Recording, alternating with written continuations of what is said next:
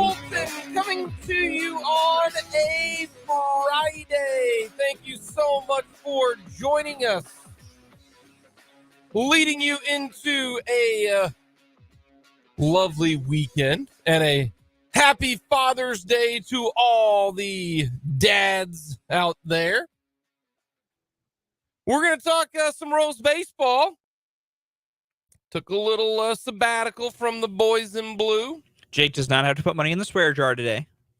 We'll get to a little Chiefs and the Bengals rivalry continues to it's the best rivalry in sports, and it is not close. To you know, it's so awesome to grow. I love every minute of this. We will get to that. I love every ounce of this. Yes. We will talk a little U.S. Open, record-setting Open for the United States Open. Couple 62s out there. We'll get to that today. We're going to talk with Kent Swanson coming up at the bottom of the hour. A little Kent Jones update. Chris Jones. But we'll talk with Kent Swanson about Chris Jones. There you go. So a lot to get to on this edition of Mic'd Up. We also will take a guess at how many home runs Shohei Ohtani will hit over the next 3 days.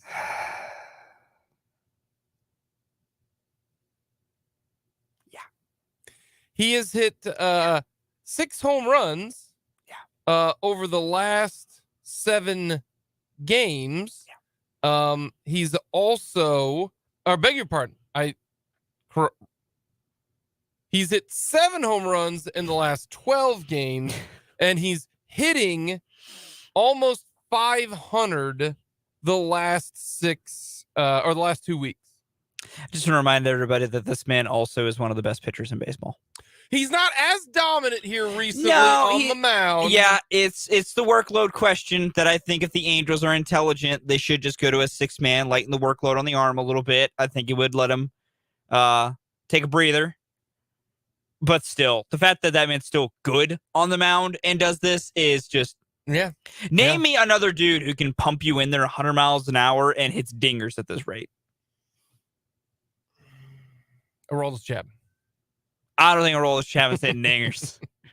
So we'll get to all of that coming up today here on Mic'd Up. Jake LeBon, Fulton Caster with you. Let us know your thoughts. Hit us up on our text line, 785-272-9429. You can also check us out on YouTube. Go to youtube.com/@sportson580. Very simple, very easy for you to interact with us. All right, Fulton, we're going to start with the Royals. Okay. Play the Angels 3-game series. But now they do. I have heard people talk about this scenario as a chicken or the egg. Okay. What came first, chicken or the egg, right? One of philosophy's greatest questions. What's more important to baseball? Development or evaluation? And the reason I bring this up is, what's been the bigger problem for the Royals? Development or evaluation? Now, a couple ways to look at this. In another sport, for example, in football, you've got development and evaluation. Development is good. Evaluation is good. You get Bama, Georgia, and Ohio State. Yeah. If your development is bad, your evaluation is good, you are Texas. Yep. Okay. If your development is good, your evaluation is bad, but in this situation, the evaluation is not able to get, you are K-State. Yeah. If your development's bad and your evaluation is bad, you are KU football under Gill, Weiss, Beatty, and Miles. Yeah, everything KU between the Mangino and Leipold eras. So what right now is a bigger issue? Both of them are issues. Yeah. It is development, or is it evaluation? And the evaluation aspect of this is, who you decide to take in the draft. Because the Royals right now do not have a top 100 prospect. Mm-hmm. And when you look at it, the last time that they hit on a top prospect, if you want to go with like no questions about it, are we going Bobby Witt, or is he too young to say that's a hit? Bobby Witt's too young to say what you got. So then who is the last? Are we going by everyone said they were going to be good? It was me, like they drafted him, they've drafted a stud, and he became a stud. No, Or are we going by just they got a player and that player became a stud? And I'm talking first round picks. When was the last? Oh boy, I'd have to look at the list of Royals because the first one that comes to mind to me is Zach Greinke, but I can't remember if he was a first round pick or not. He should have been. If he wasn't, then that draft was weird. Well, I will say this: I think Moustakas, I think Hosmer, they ended up being very productive. They were first rounders. I wouldn't say that they were, superstars by all means. Now, granted, Hosmer got $122 million contract, but they're guys that you hit on and were impactful to your team. Yeah. When you look at this right now, here are the last, and you don't count the most recent one in Frank Mozzicato, because that's too early. Yeah, we're too close on that. Asa Lacy right now, he's not even pitching anymore. Yeah, they can't figure what's going on. Yeah. Okay. Bobby Witt Jr., Daniel Lynch, Jackson Coar, Brady Singer, Nick Prado, didn't have a first pick in 2016, Nolan Watson, Ash Russell, Chase Vallot, or Velo. Boy, we're saying names that I don't like remembering. Foster Griffin. Oh. Like these are the guys that and that's what I'm talking about when it comes to evaluation. Yeah. The evaluation, is that the problem? They are picking the wrong guys. Now, some of those right now, 2018, they drafted Brady Singer, Jackson Coar, Daniel Lynch in 2018, right? Mm-hmm. Those are all college pitchers. Yep. College pitchers are supposed to get to the bigs earlier than most. Pitchers, yeah. Right? Well, that's the point. That's where you take college pitching. That's next year in 2024. They will have 5 years in. Yeah. That's a problem. That is a problem. Yeah. So did they evaluate them wrong? Or are we going with the development? Is the development wrong? And case in point, because the people who draft well and develop, or who draft well, evaluate well, and develop well, who are they in baseball? Is there a difference between evaluation and development at the Major League Baseball level? Because in college football, there is a difference. To me, there is a difference. It's more important to develop depending upon your situation. Mm-hmm. At Alabama, it's more important to get the guys. Same thing in this situation. Are the Rays just phenomenal at developing and it doesn't matter who they take? Because that's what seems to happen right now for the Rays or for the Braves. Mm-hmm. Because the Braves and the Rays, they ain't picking high.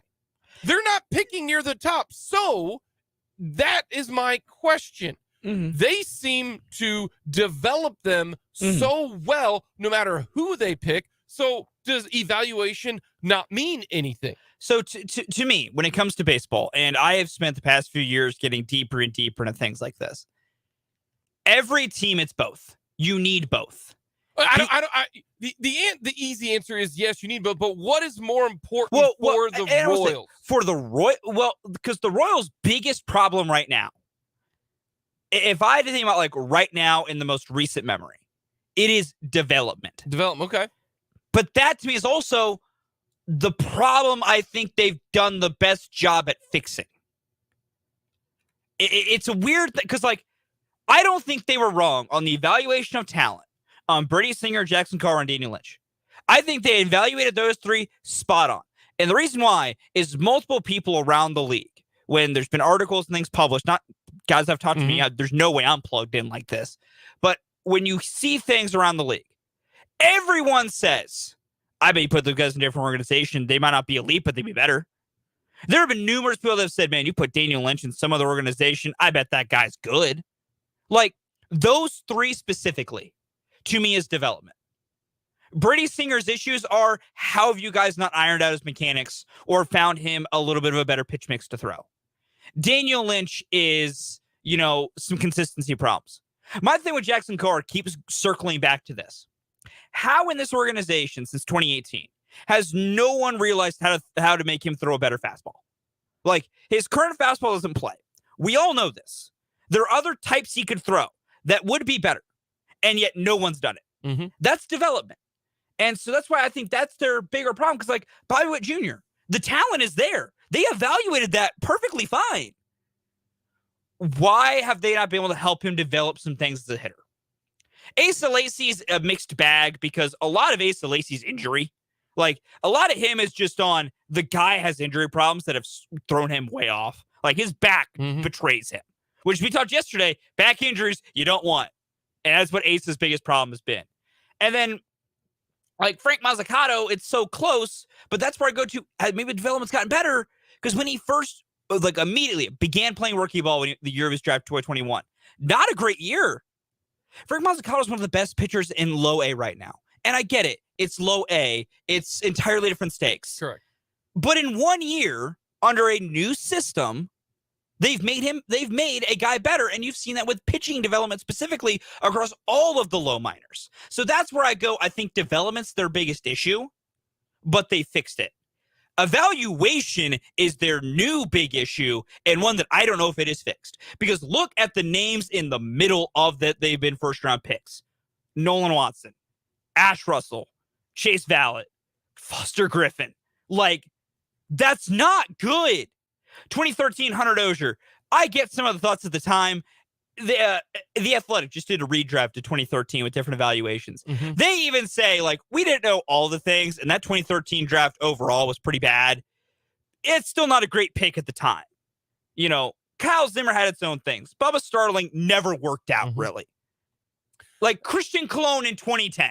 Now, who did some good things, but so many better options.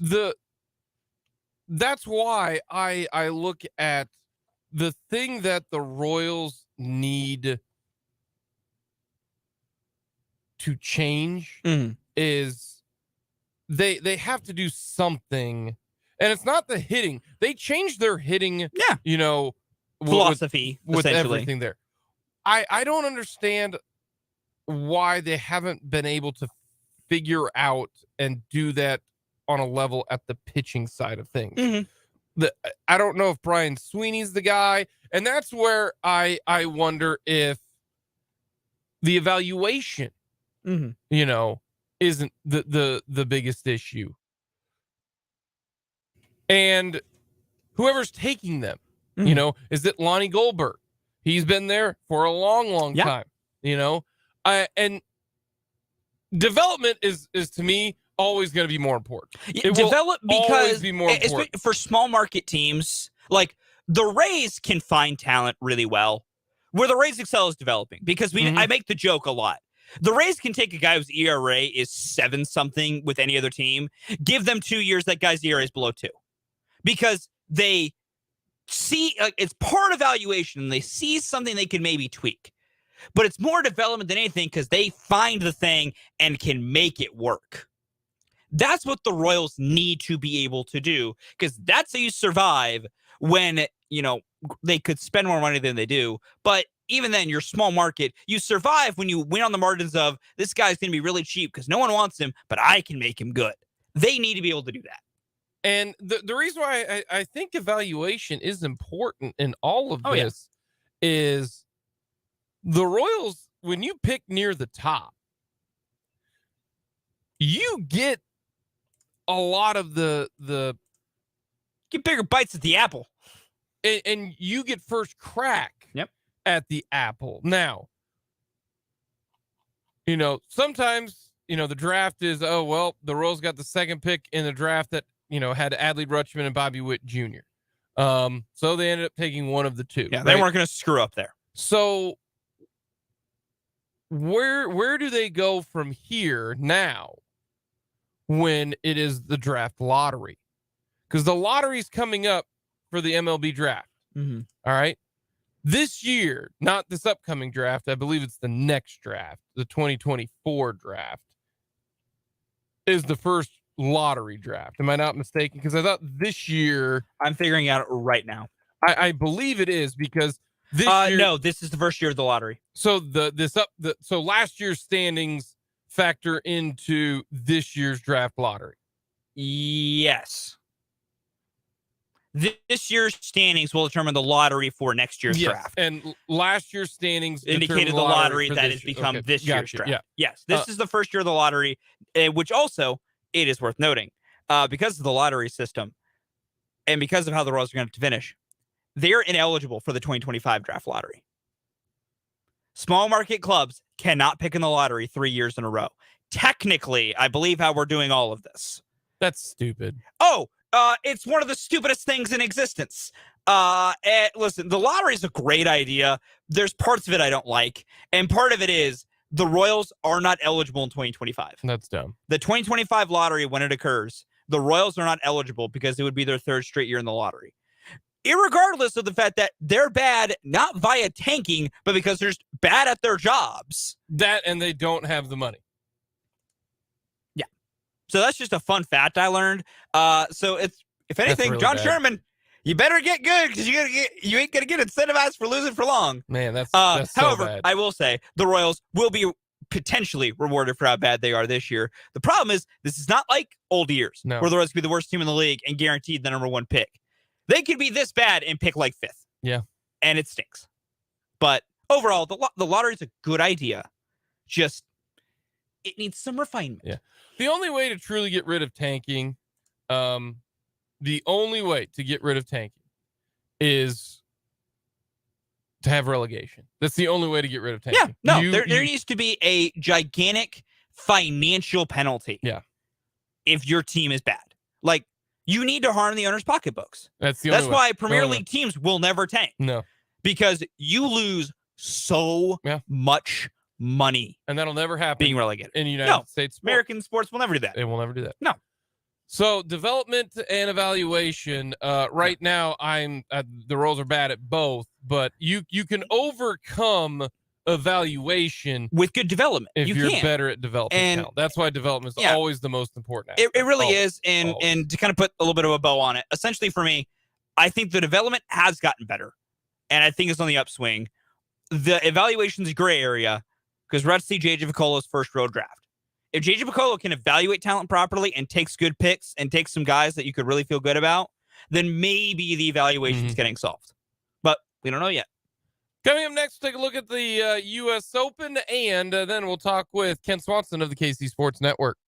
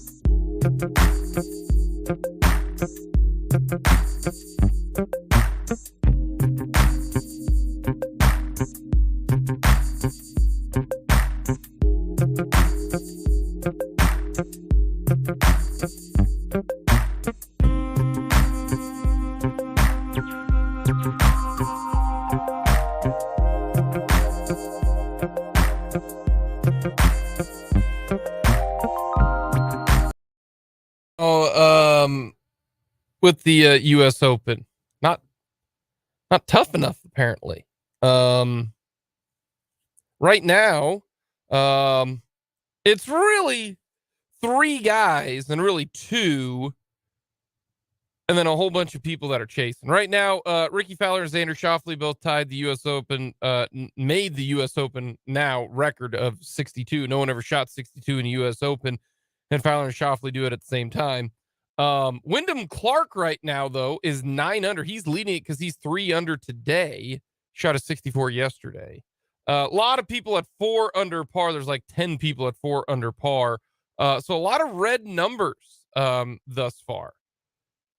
Gary Woodland finished even par after round number 1. Finished bogey. That was a bummer. But a lot of people wanting a little bit tougher courses or tougher conditions. USGA's tried to do that. They have. I don't really care about the number. Mm-hmm. I don't. If you just look at it and go, wow, -9, -8, -8, I don't really care about that. Mm-hmm. That's like box score watching. Yeah. I need to know how you're getting that.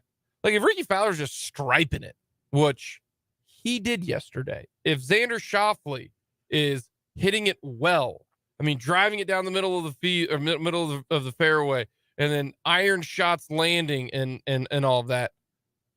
That's just good golf. It doesn't matter the course you're playing. Yeah. It doesn't. So I think, you know, if they're hitting it in the rough and doing that, getting up and down a lot of different places, to me, that is more of a, well, the holes are a little bit, you know, in an easy location. Yeah. I mean, they've tried to make this thing hard today, and so far it is not working. So we'll have to wait. It's going to be a weekend of high scores. It might be. It really might be. Instead of Fowler and Schauffele being the outliers, no, it's just going to be a bunch of low scores for the U.S. Open. Coming up, Ken Swanson joins us to talk a little Chiefs. Also talk Chris Jones, much more here on Mic'd Up.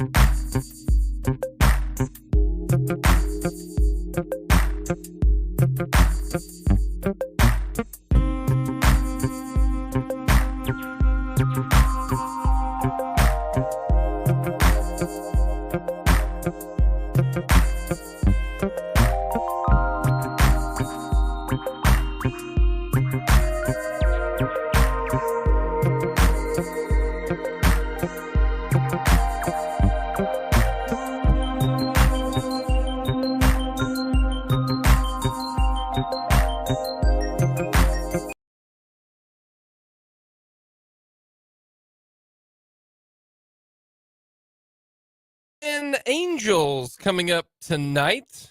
7:10 first pitch coming from the K. We will get into how many home runs Shohei Ohtani will hit in this series. And we will see if Fulton and I are on the same page coming up. We will get some more Royals as well in the 2:00 hour. But right now, we are going to talk all things Chiefs as we head to the Fleming Place Wine and Spirits phone lines. Then we bring in Kent Swanson of the KC Sports Network. You can follow Kent on Twitter at Kent_Swanson. Does a fantastic job covering the Chiefs for the KC Sports Network and his podcast, the KC Laboratory Podcast. Kent, how are you doing on this Friday, my friend? Oh, I'm doing absolutely fantastic. It's a happy Friday to you. Can't wait for the weekend. Probably not going to watch too much Royals baseball though. It's been rough with those boys lately, huh? Rough is when you stub your toe. Rough is when you slice it into the woods. What the Royals are doing are completely something different. Yeah, this genuinely might be one of the saddest seasons of my life.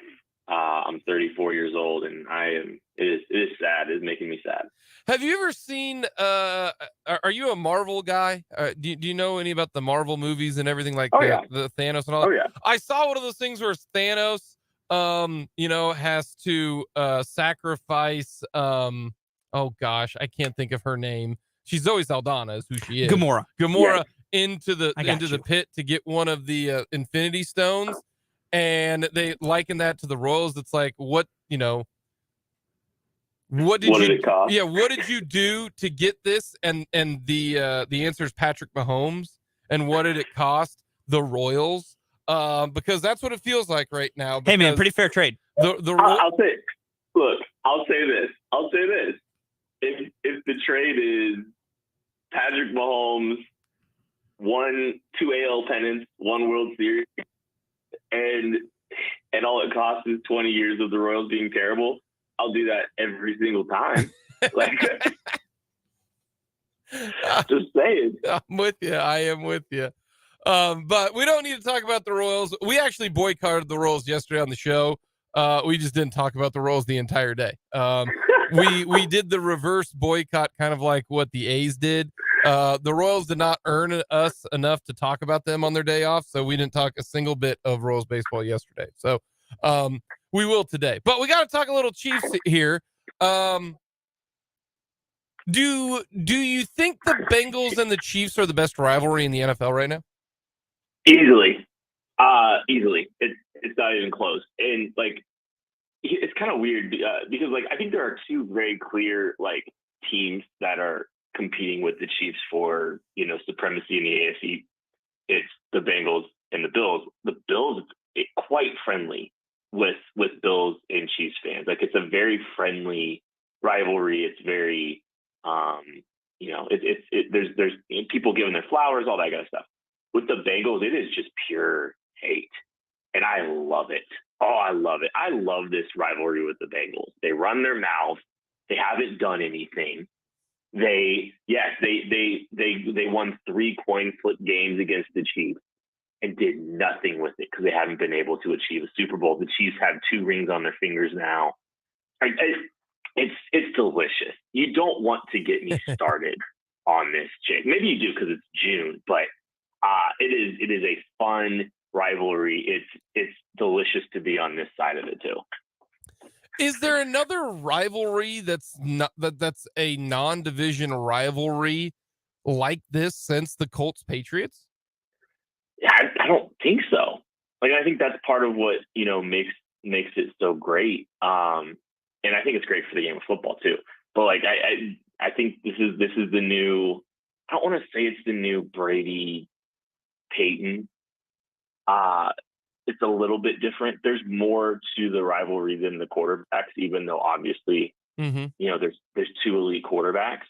It's a very fun dynamic where, I mean, Joe has that swagger, and he's thinking what all his teammates are saying, I think, but he's not actively the one saying it. So I think it kind of spreads a little bit of the disdain in Kansas City for the rest of that organization. So it's fun. It's a lot of fun. I'm very much enjoying it. I'm very much enjoying running my mouth right now about it.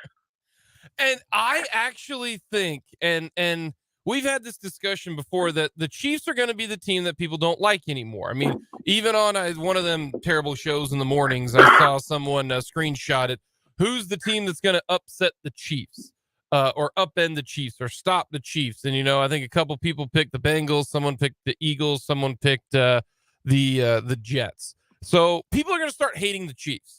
They are. It's just the way it works. Nobody hated Tom Brady at the beginning of his career. They're like, wow, look at this 199th pick. He's really fun. Wow, he came out of nowhere. Look how clutch he is. Everybody loved him. And then they hated him. And so that's what's going to happen with the Chiefs. And Chiefs fans, I think, are going to have a hard time with that. But I also think coming from Patrick Mahomes, you're going to love Mahomes even more after watching this docu-series, or I think you're going to dislike Mahomes after you've already disliked him, because he says he comes off a little bit different on the field. We've heard snippets. Max Crosby said, man, he is an absolute trash talker. Most quarterbacks don't say anything. Mahomes will get right in your face. And I think if you dislike Mahomes or just not a fan of his, I think this docu-series is going to strengthen whatever side you feel about Mahomes. I think it's going to be very difficult for people to come away. I haven't seen the documentary, but I think it's going to be very difficult for people to watch that and come away disliking Mahomes too much. Like, I kind of feel like Mahomes has a little bit of, like, how many people hate Steph Curry? How much vitriol is there for like a Steph Curry out there? Like, he's just a likable superstar. And yes, they've had their successes. They've had their run, and it gets annoying to watch them win. But you don't actively disdain Steph Curry while he's winning those rings, right? Like, you may not want them to win, but when it happens, you're not just mad at Steph Curry, right? I kind of feel like I think there's some similarities to how Mahomes is perceived. I don't think there's a ton of hate for Mahomes because it's really, really hard to hate him. I don't think he does enough to warrant vitriol either. Now, it's probably annoying to watch him completely, destroy the National Football League and change how this game's played. Mm-hmm. But I think at the end of the day, you hear a lot of fans outside of Cincinnati. But who cares? I'm with you. You hear a lot of. I think he'll come away. I think people getting to see a little bit more about him will come away even more, enamored with him, or come to respect him even more. I'm so excited for the documentary, especially with what he had to say on just how much different he is on the field, and that's such a fun example of how these guys are able to flip a switch. And he is a completely different person in a press conference than he is on the field. So I'm very excited about that. It should be a lot of fun when it comes to the docu-series. What about the latest on Chris Jones? I'm going to give you this right now. Does he get a contract extension before camp? Yes or no? Yes. I feel quite confident that he will. This isn't sourced. I just, you hear the way that Brett Veach talked about him yesterday in the press conference. There's a belief and desire to get something done with him. It doesn't sound like it's two up in the air about, when.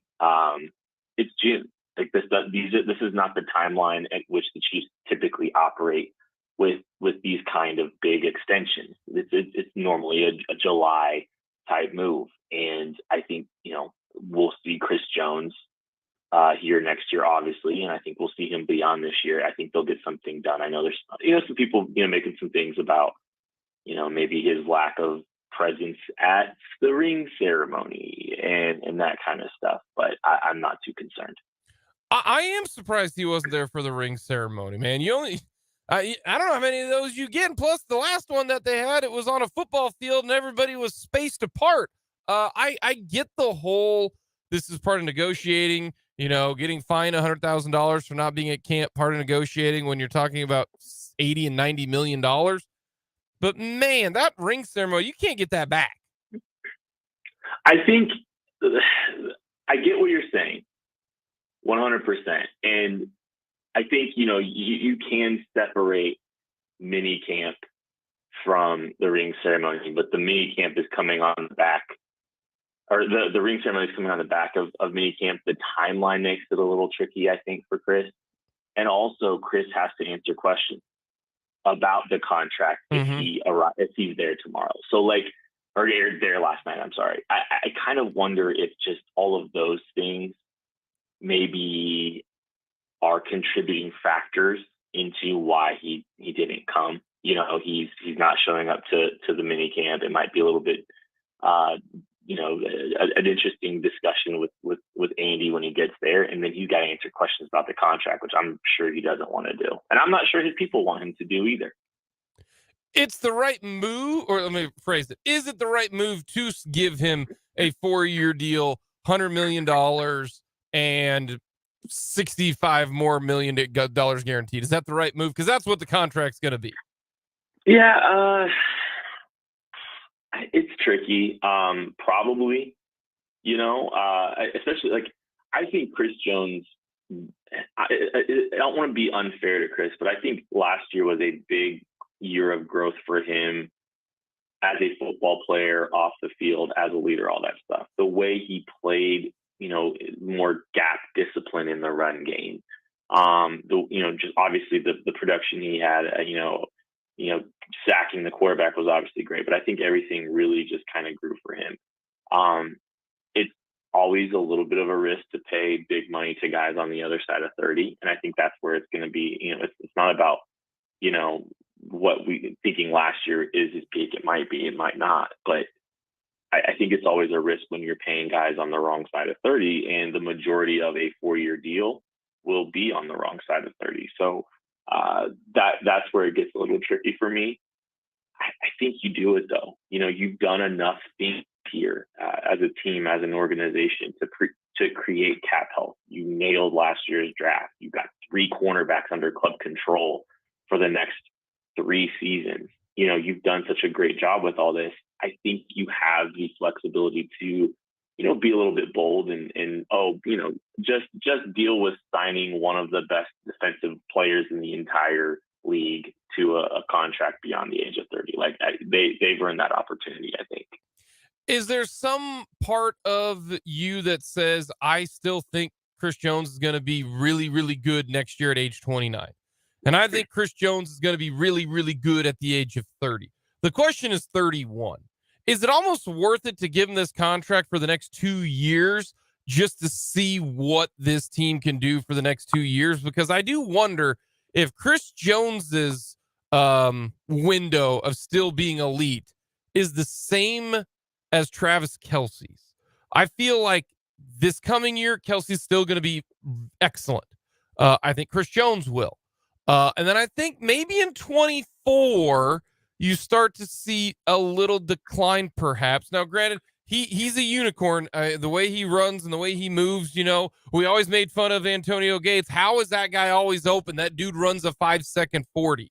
He found a way to get open. So maybe I'm premature on the Travis Kelce decline, but it kind of feels like these two guys, they are at different ages, but their age on the position that they play, it feels like these next 2 years, the Chiefs really do have to take advantage of both Jones and Kelce. and it might be risk it, even though the last 2 years might not work out for these next 2 years.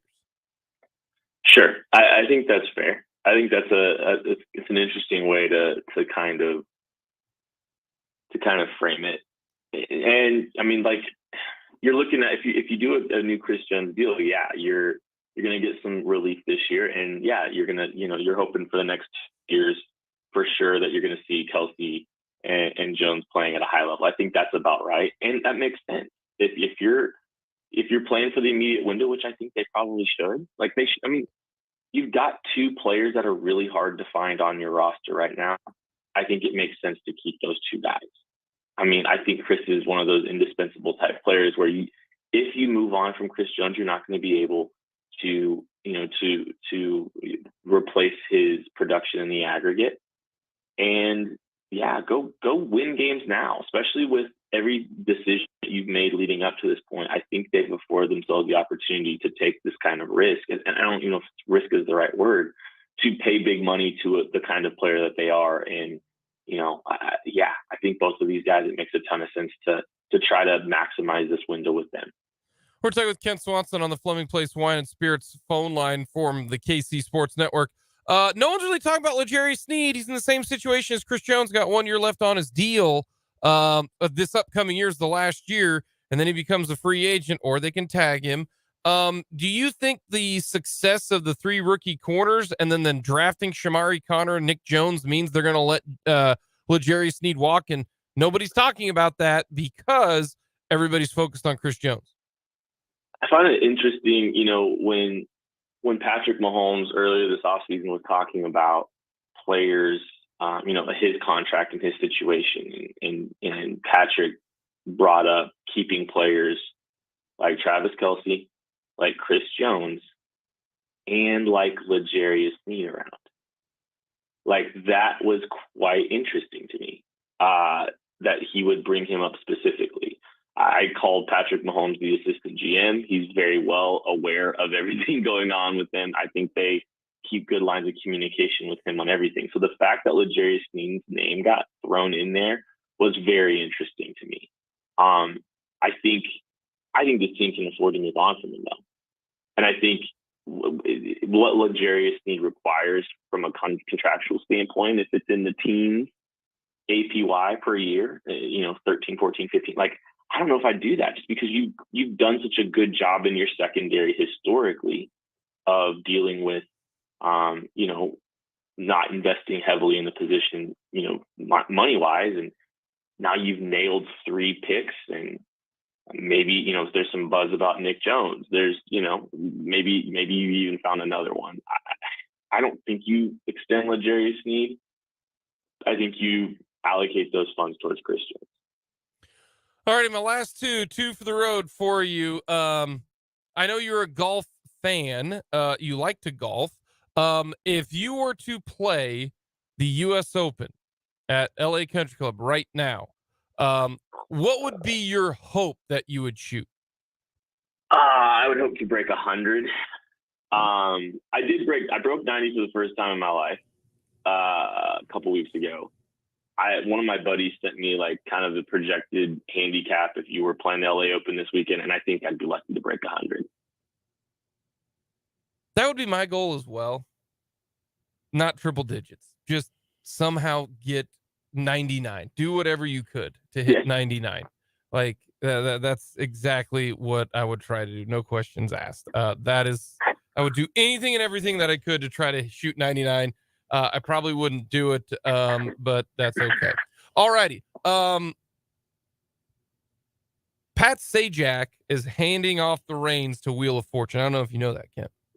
He is no longer. He's no longer going to be the host of Wheel of Fortune, which I claim is the easiest job in the world. He makes a boatload of money and he doesn't have to do anything. I mean, Alex Trebek had to read everything. Like he didn't do anything. So my question for you is, if there's a game show that you would want to be on to try to make money, not want to be on, but make money, what show would it be? So, like, as a contestant? Yes, as a contestant. Like the Amazing Race would be fun because you get to do some fun things. That's probably not the best one to do to make money. So I want to know, we're talking about dollars, okay? Dollar signs. Which one are you going to try to do to make money? Okay, so quick sidebar. I will let you know I was on Let's Make a Deal about 5 years ago, and I played for a car. So wait a minute. What? Wait, what? Yeah, we can't just let this one go. Wait, what? Yeah. Can't you were on Let's Make a Deal? Yes. Did you win the car? You don't have to go to break too quickly, do you? For this, we will go through the break. All right. So we were doing like a bachelor party for one of my buddies, and we flew into LA. We're gonna go see the Royals. We thought it'd be fun to trade on Let's Make a Deal while we were there.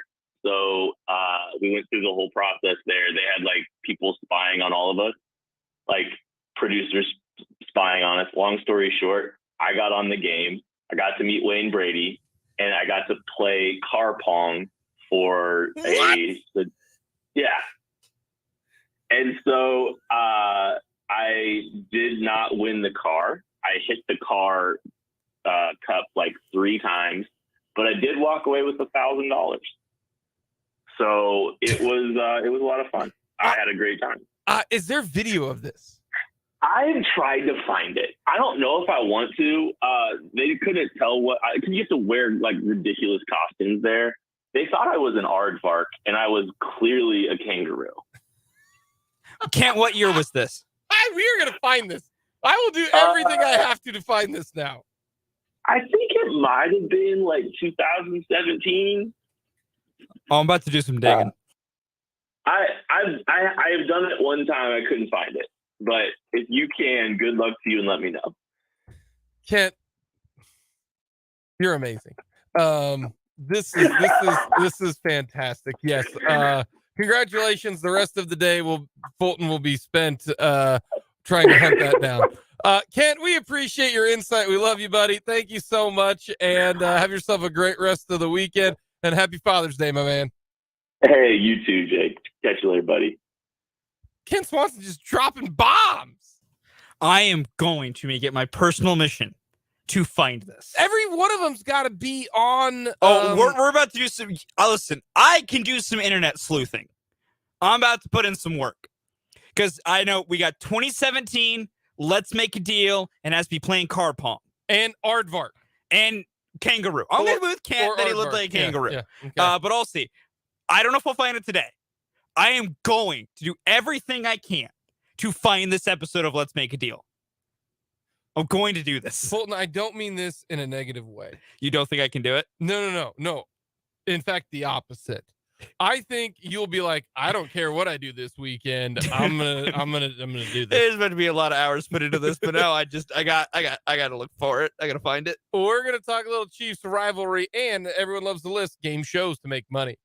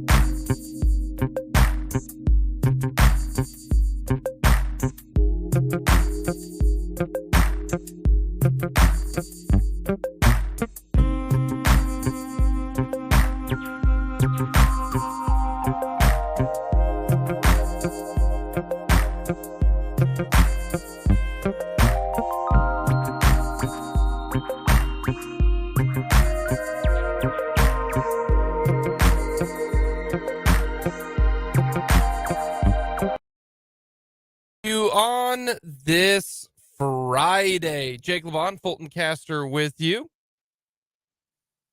As always, let us know your thoughts. Hit us up on our text line, 785-272-9429.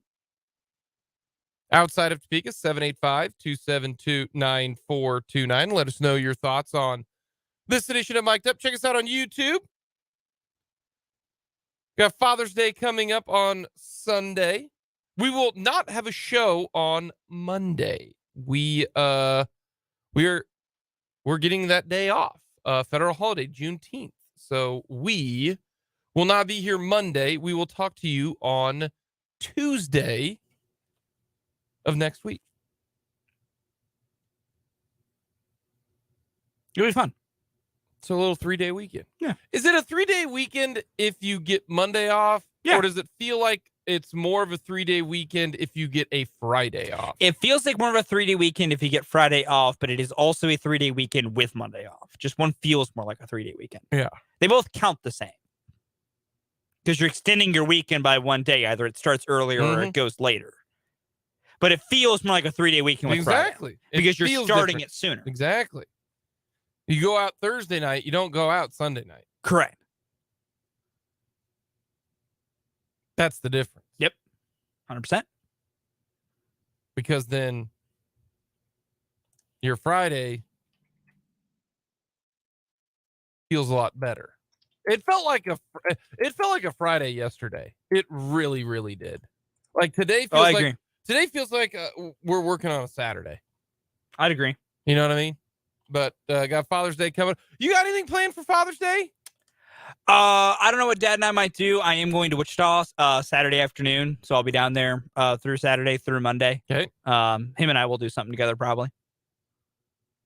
But I will be spending time with my dad on Father's Day. Right on. So. Right on. Take care of your pops. There we go. Mother's Day gets all the love. Don't forget about Father's Day. All right. Father's Day coming up on Sunday. We talked about it with Kent. Chiefs Bengals. Is this the best rivalry right now going in terms of vitriol? Like right now, if you were to say who's the biggest rival for the Chiefs, it's not the Raiders anymore, even though Mitch Holtis talks about Raider Week. It's not the Broncos. I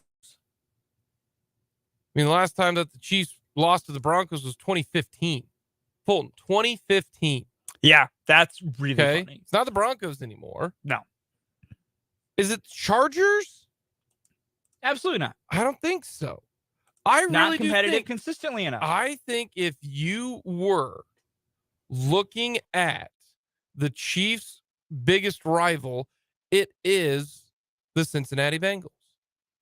And the best part about this rivalry, and it is unequivocally the best part, is I really do believe that the Bengals don't like the Chiefs. I really, truly believe that, because in today's pro society, there's not a lot of true how do you feel about the opposing team. In the NBA, it's all buddy, right? Yeah. There's not many. And if they are, it's individual. Yeah. Individual stuff, right? Yeah, there can be occasional more guys don't like guys. There's Correct. rarely teams don't like teams. And so that's why I look at this as this is something that we really, I don't think we've seen in a little bit in professional sports. So kudos, first of all, for the Bengals for putting this out there, because the Bengals right now are the ones starting all of this. All right. The Bengals are the ones starting all of this. And it's not just backing up your quarterback. Yeah. It's not. All right. And for those of you wondering, Joe Burrow was asked who's the best player in the NFL. And he said Patrick Mahomes. He's got the hardware. He's the best. We're all chasing Pat. That is what Burrow said. Burrow said that's the best quarterback in the NFL. And someone then asked Jamar Chase. And Jamar Chase said this. Asked about the number one player in the NFL, with very little hesitation, you said Joe Burrow. Joe Burrow. Everybody knows that, yeah. That's easy. MVP. He said Pat. Who said Pat? Joe. Pat who? All righty. Now, that's funny. Now, if you want to say, well, he was just Pat who, you can say he was just joking, right? Here's the thing. This is not a visual medium. If you watch that video, Jamar Chase is being 100%. He meant to say Pat who, and then everybody else laughed, but then he came back with a non-verbal action, right? Body language, like one of them deals like, he meant that. He meant Pat who. If they wouldn't have laughed, I think he would have kept cooking. I think he just said, "Nah, man, Pat who? No, my guy Joe." So he firmly believes that, and that's perfectly fine, because you gotta have somebody be open and honest when it comes to two people and two sides just not liking each other. Okay, whether that comes from jealousy, whether that comes from their actions, whether, they're just, some people just rub you the wrong way, right? And so then last night, when Patrick Mahomes got his second Super Bowl ring, he then tweeted out his caption says, "That's who," with two of the ring emojis. And then Patrick Mahomes in a suit that I could never pull off. Oh, no. And he's got his two rings, and he's got them kind of, doing the pointing, to one to the temple, one to the mouth type of deal. Apparently that's the cool kid pose now. God, that suit is something else. That's fantastic. That's a great suit. And said, "That's who." And that ignited it was the best thing ever. The world. Yes. And everyone is laughing right now at Jamar Chase. Every single one of them. Because there is only one way that you can talk trash if you are the underdog. And that is, you got to eat it early and hope that you then play the long game. Because if you are the underdog and you are talking trash,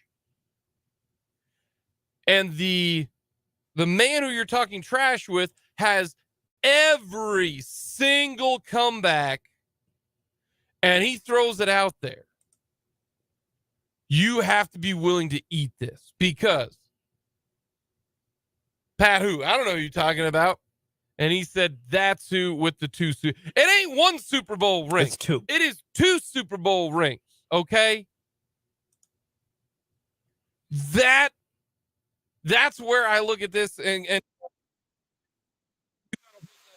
like, where's the meme where someone's throwing Jamar Chase all those L's, right?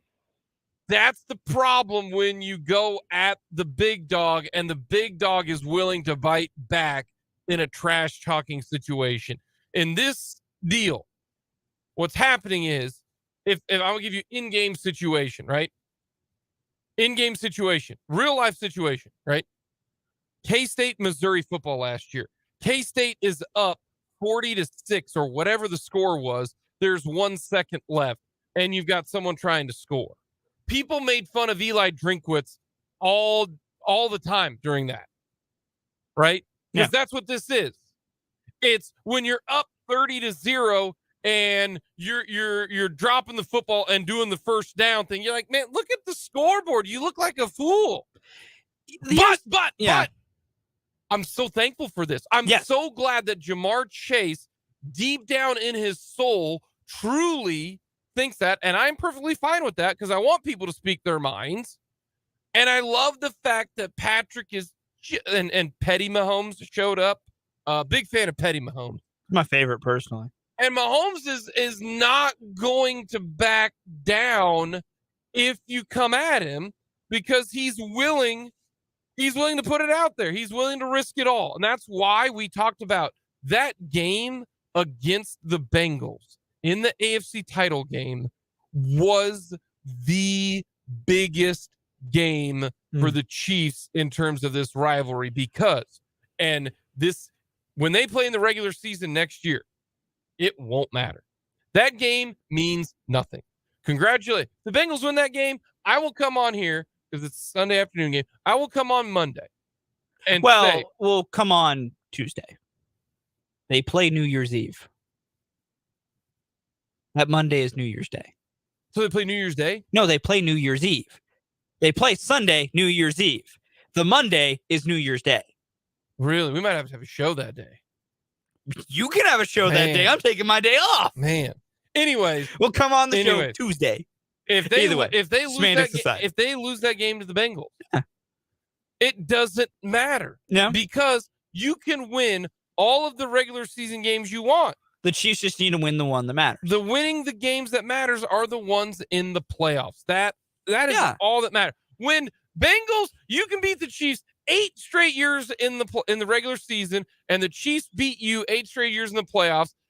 That's all that matters. So that's why it was so big. Yeah. And then you get the ring, and it's great. I truly believe this is not just a 1v1 deal. It is a the Bengals don't like the Chiefs. The Chiefs don't like the Bengals. Like, there might be, varying levels of not liking this on each level of the team. Like, I think between Pat and Joe Burrow, there's no disdain there. I think those two respect each other immensely because those two had never fired shots at each other. Like, Joe has never been one of the ones taking any shots at Pat, and Pat's never taken any shots at Joe. Correct. So I think between, like, on an individual level, those two are cool. On a macro level, these two teams don't like each other, and it's beautiful. And there's one particular reason this rivalry works, and it's that the Bengals have won games.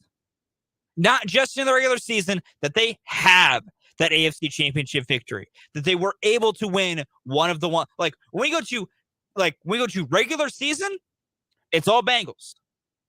We go to postseason, it's 1-1.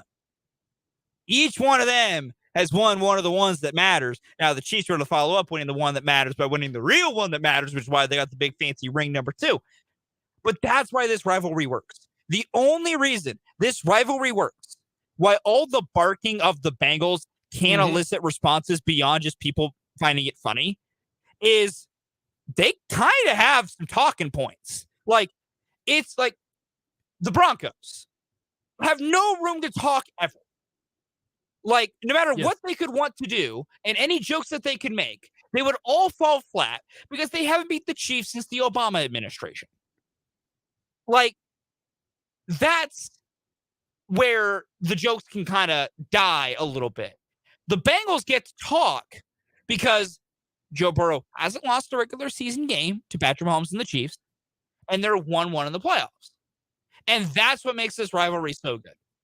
Because every rivalry needs that dash of animosity, and also needs a pinch of competitiveness.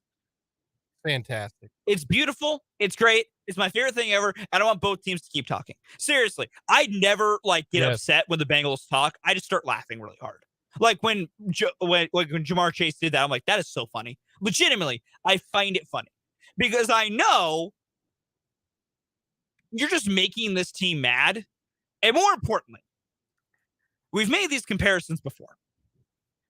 Patrick Mahomes is the closest thing to Michael Jordan we've had truly in sports in a minute. because that man will take any perceived slight Yes. and use it to play better. Like, that's when I see things like that. I go, just, you're poking the bear with the stick. And all you're asking him to do is now to light you up so that way he can make fun of you. And he will never this is as far as Pat will go outwardly to make fun of you, is to, throw back with the shade of that's who. He's got Travis Kelce for the vocal part. He's got Travis Kelce to come up and make the Burrowhead comments and call a mayor a jabroni. But that's the other part that always makes me laugh. I'm like, all right, Bengals, keep talking. It has worked out so well for you in the past. And it's great. And I want the Chiefs to keep firing shots back too. Sports needs these. And these are beautiful. We will get a timeout. Coming up next, what game show would you want to be on? Not for fun, because the answer is The Amazing Race. I would want to do The Amazing Race. Like, that would be so much fun. But, that one, to me, is the most difficult one to make money on. Like Survivor, that's hard to make money on. You got to go with something that you can make some money on, right? So, game shows that you can make money on. What are you going with? That's coming up next year for Everyone Loves the List.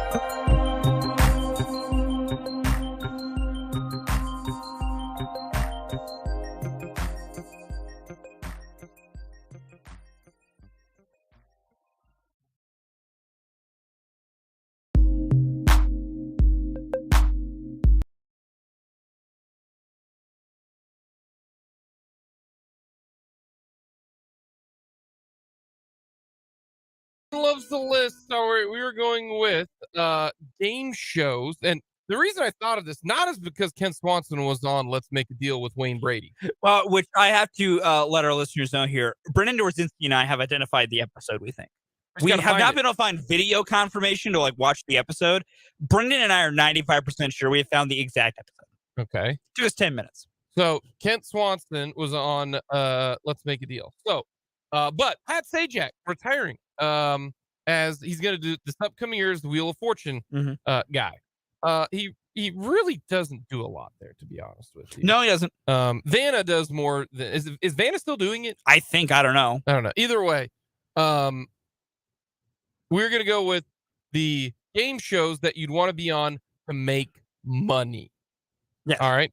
To make money. Yes. All right, what do you got? Number 4. Number 4 for me is Wheel of Fortune. I think I can make some money on that. I'm Okay. not great at solving puzzles, but I think I would be competent enough to make a little cash. All right, number 4 for me is Press Your Luck. All right. They still making Press Your Luck? Yeah. Nice. Oh gosh, what's her name? Is the host? Always in the funny movies with Paul Rudd. I couldn't tell you. Gosh, what is her name? That's not helpful for me. Married to Adam McKay, I believe. Couldn't tell you. Text from 785 No, that's says not Vanna her. is indeed still on the show, by the way. I can't think of Either way, of it's her still on the name. air. She's in all those movies. Okay. All those movies. Okay. Yeah, Press Your Yeah, Luck. there's the show. Yeah. Number 3 for me, Price is Right. I think I could get close enough on some of those to win some fun things.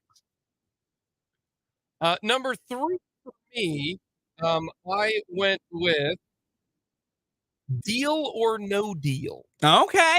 Okay, because it all comes down to, Can you survive long enough to get a deal you like? well, no, if you pick out the 1 cent and the 2 cent early on, You're good. you are golden. You're making, Yeah, you're that's fair. gonna make $100,000. That's a fair point. I see your Easy. point here. Easy. I see your point here. I get it.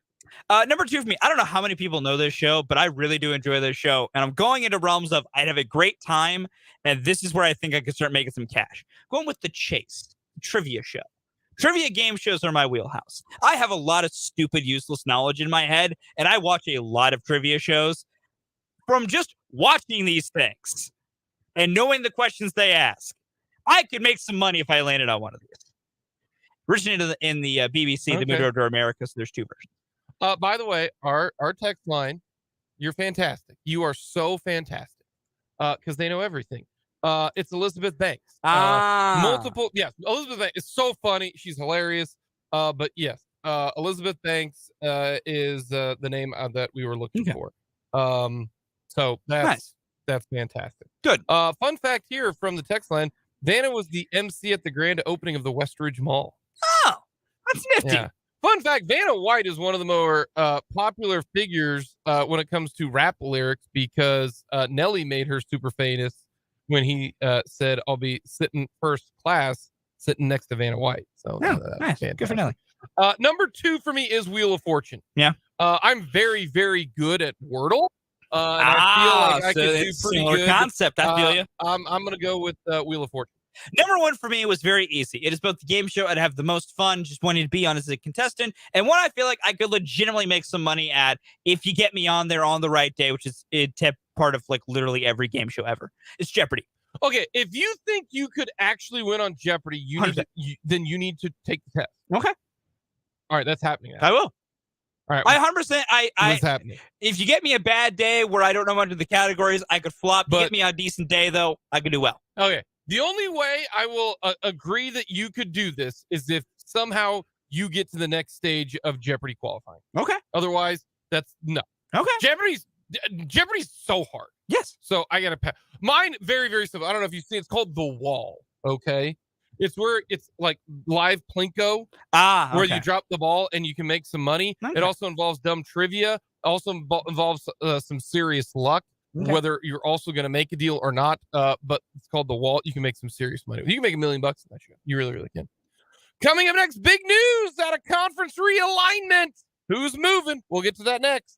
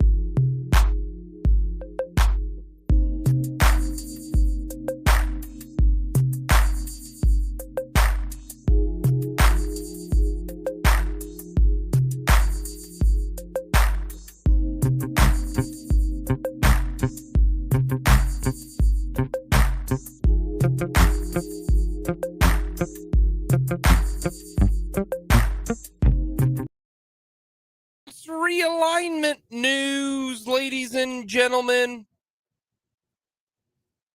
Does it involve the Big 12? Maybe. According to Pete Thamel of ESPN, he says this, sources.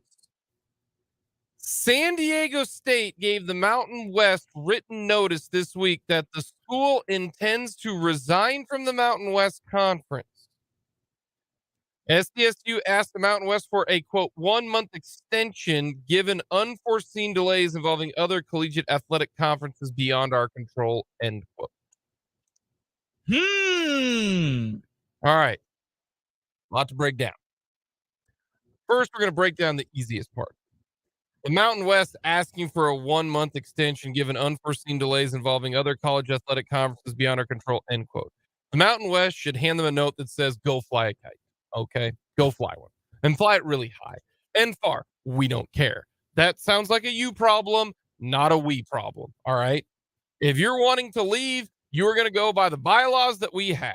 Okay. And if you don't like it, well, it ain't my fault that other conferences are in disarray. We're not. So if the Mountain West caves here, you are opening up to be just pilfered. And maybe it doesn't matter, but I would like to see the Mountain West actually grow a backbone here. Yeah. San Diego State giving this. So they are leaving. San Diego State is going to leave the Mountain West. So the question then becomes, where are they going? Okay. There are two options that they can go. They can go to the Pac-12. They can go to the Big 12. Mhm. Okay. We have not heard anything really, except for just the way out, kind of outside the box thought of San Diego State joining the Big 12.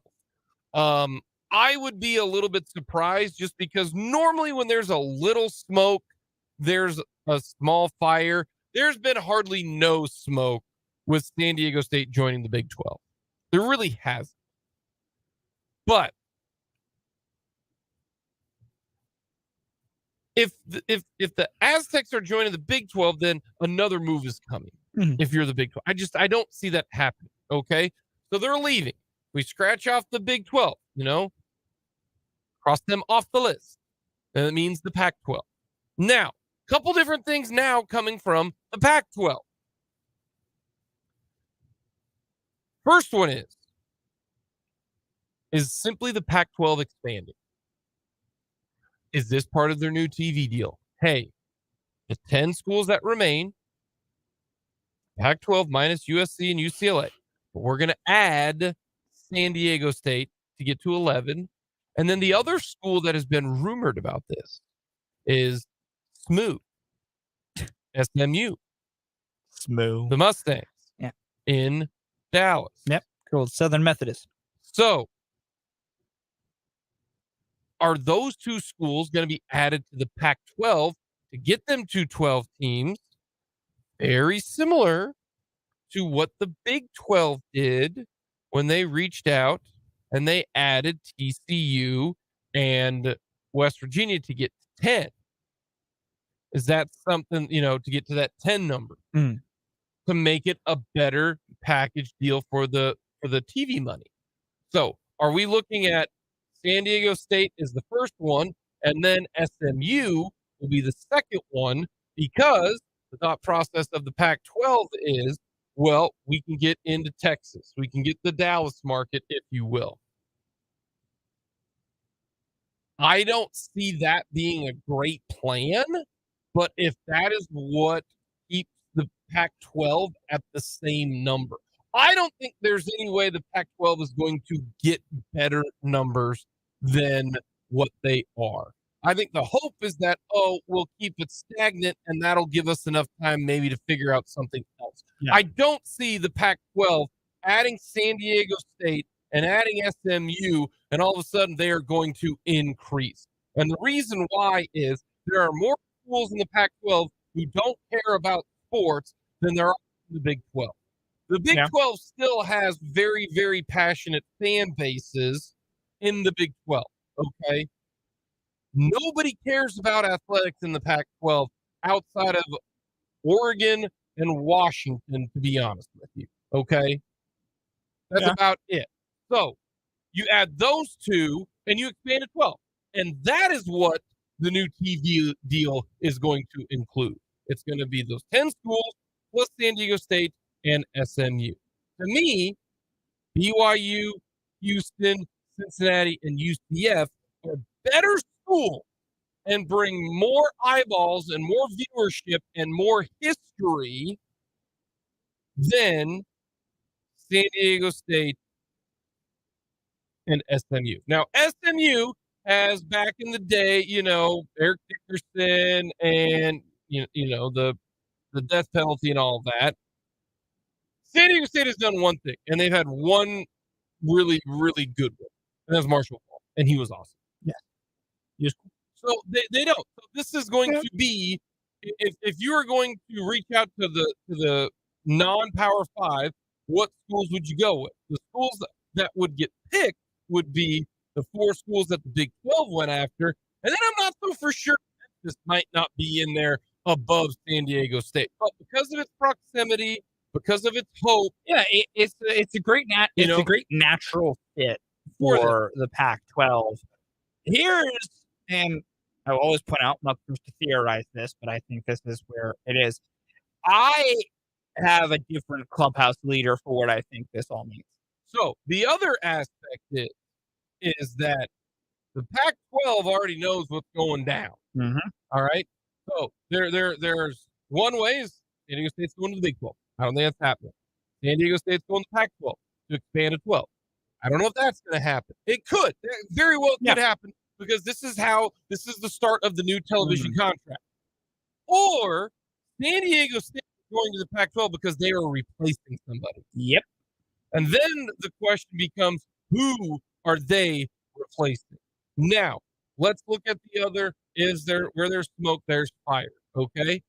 Who has been the most vocal when it comes to this? Well, out of the 10 Pac-12 schools, you can cross them off the list: Washington State, Oregon State, Cal, and Stanford on leaving the Pac-12. That's 4 right out of the gate that you can get: Washington State, Oregon State, Cal, and Stanford. Now we are on to 6 schools. Fulton, you have a very puzzled look on your face right now. Pete Thamel of ESPN, who just was first to report on San Diego State, saying that they're going to leave. As just a story up about San Diego State MLS that tends to leave.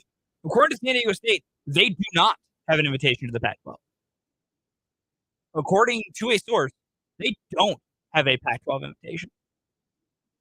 And quote, San Diego State is exploring all of the options and asking all questions. Interesting. Move to the Big 12? Interesting. This is some other tweet. This is all firing in. Ross Bellinger of Sports Illustrated has pointed out the issue is the deadline for San Diego State to leave, to say, we outie, see ya, deuces, is June 30th. They go to the end of this month.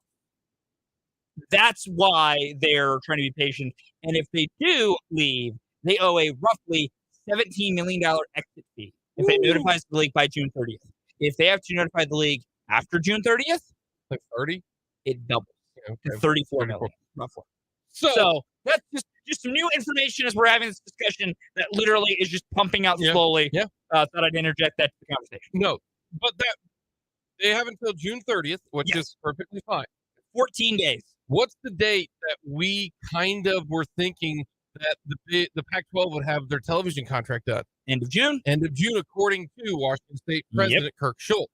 Correct. So they might not have the invitation to the Pac-12 today. Maybe that invitation is supposed to come later, which is why they're asking for the extension.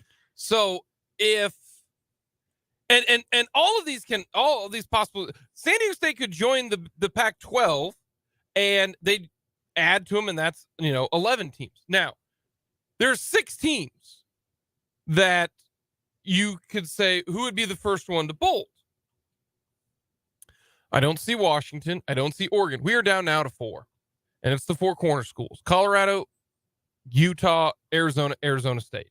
The 2 schools that have been that have been at least more vocal and more smoke is Arizona and Colorado, with Colorado being the one. Yeah. So if I were to bet, or if I were putting odds, Colorado would be the favorite here that would leave the Pac-12 and join the Big 12. But if you're the Big 12, you don't just add Colorado.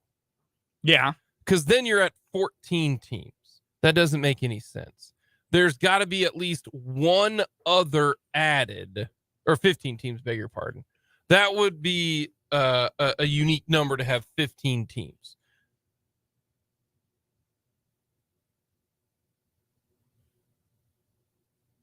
So that's why I'm wondering what is the domino here?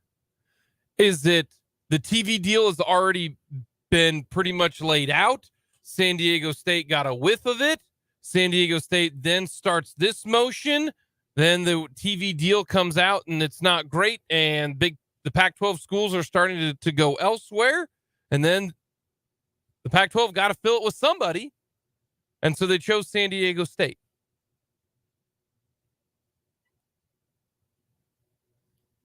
You don't just say, yeah, we're going to now. They don't have to give written notice, but the source here says from Pete Thamel that they already have given the Mountain West a written notice. You don't give them a written notice and plan to stay. Very rarely does that happen to me. Yeah, so reading this more, looking more into Pete Thamel's reporting here, the San Diego State, June 13th, sent a letter saying they're thinking of withdrawing. Can we get an extension? And San Diego State explicitly said this is not supposed to be our letter saying we are leaving. You ready for this? And Mountain West basically said, sucks to suck. This counts as your letter of resignation. The clock has begun. According to Chris Vanini of The Athletic, he's Getting so complex. You got to love the intention here, and that's the word. San Diego State sent a letter to the Mountain West this week about its intention to resign from the league and asked for a 1-month extension to do so. It's not an official notice. Yes. The buyout of the league for fall 2024 doubles. So, this is like, okay, you ready for this? This is awesome. This would be as if, alrighty, I am going to ask so-and-so to prom. Yes. Okay. Would you go to prom with me? All right. But then your crush just broke up with her boy. Yeah. And now I'm going to go to my date and say, look here, Katrina, I'm going to ride with you, but I'm going to go ask Cindy over here. And if she says yes, I'm outie. I'm going there. But if she says no, but then I'm cool. I'm going back with you, and we'll coordinate. What color dress you got? I'll get matching. Tux. So obviously, I'm not saying we done, but I'm letting I'm exploring. That's what's happening here, and that's why it's important to make clear. San Diego State is trying to say and wants it to be clear that they were trying not to trigger the withdrawal process with their June 13th letter. The Mountain West basically said, screw you. That's not how this is going to work. Yeah. Because, reading one of Pete Thamel's report here, Mountain West responded on June 14th and says that they accepted it as a letter of withdrawal and the consequences of withdrawing have begun. That includes that Alori De La Torre, the president of San Diego State, their seat on the Mountain West Board of Directors has been pulled, and the league's policies on financial obligation tied to withdrawal are going to be withheld. Everything that means you're withdrawing has started to happen, even though San Diego State's trying to say, hold on, we're not withdrawing. No, Matt West has said, you're withdrawing. I truly, the more I'm reading into this, and as this is as much of a active developing story we've tried to cover at one time, I think San Diego State assumes an invite's coming, but they jumped the gun. Well, no, I think they properly wanted an extension because they knew the Pac-12 was going to take too long, and they didn't want to wait. The problem was the Mountain West ain't playing that game. No. That's the problem of all this. The Mountain West is like, nah, son, you got till June 30th. If you don't tell us by then, guess what? And you want to tell us after, guess what? Open up the checkbook. You're paying $34 million. Deal with it, brother. San Diego State is what we like to call taking a stray in this situation because the Pac-12, as of right, they ain't getting a media deal done by June 30th. Are you telling me, Fulton, that in 14 days, the Pac-12 is going to put a deal together? Is going to have a deal together. Okay.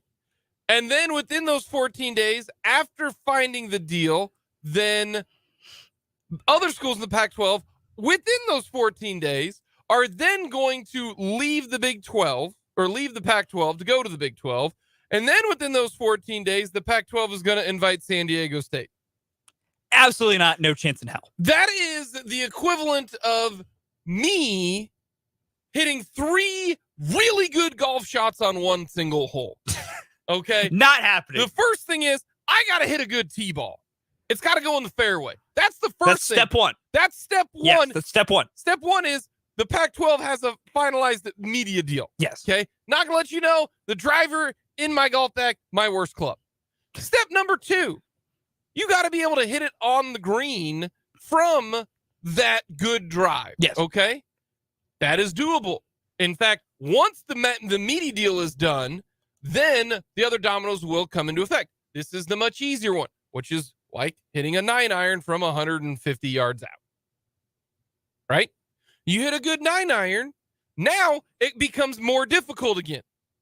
How quickly can the Pac-12 go from, oh crap, Colorado and Arizona are leaving? How quickly can they get their ducks in a row and then bring in San Diego State?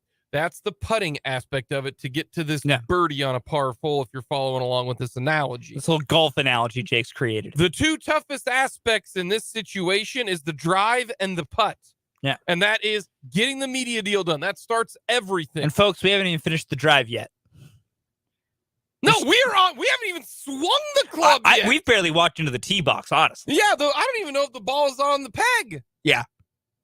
So that's This what is fast. This is San a Diego fascinating State development. is right now hoping for in They need a 14 miracle. days. Not a miracle. It's not a miracle because once you get the That's fair. I can I make get your point. I've made birdies in my life. I can hit a good drive. You need the good drive. That's all you need. You need you need that media deal done, because once the media deal is done, then Colorado has already done their due diligence. Yeah. And we know this because every school has. Yeah. If the media contract is good enough, everybody's on board. It's not going to be good enough. So then how quickly do other schools does the Pac-12's exit fee? Is that the same date as June 30th? I have no idea, but San Diego State is. Man, the Mountain West ain't playing this game. And I respect it. The Mountain West ain't playing the game. What they're doing and I respect it. They're playing it's a golf game called Wolf, and they are riding on their own. Like the game of Wolf, if you tee off first and you hit a good one, you say, I'm going Wolf, I'm going lone wolf, I'm going one on my own. So then it's you versus everybody else. They are basically saying, we think this is what's going to happen, and we are going to go for it. That's interesting. Yeah. It's fascinating. We got some breaking news to get to at the top of the hour. We do. Your Kansas City Royals. I love being right. This is a no-brainer. And I've been saying this isn't working for this one individual, so try something else. We'll get to that. Start the 2:00 hour.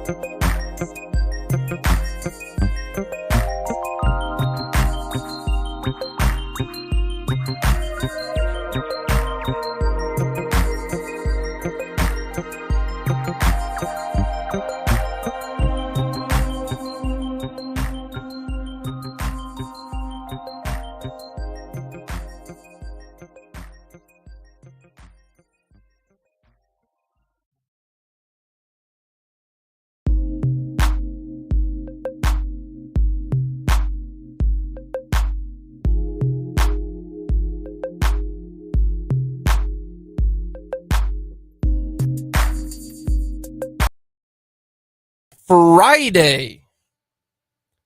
Thank you so much for joining us.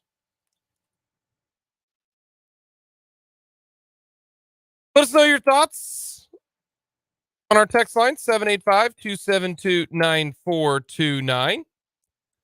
We've got some interesting news for the Kansas City Royals. Royals are in action tonight.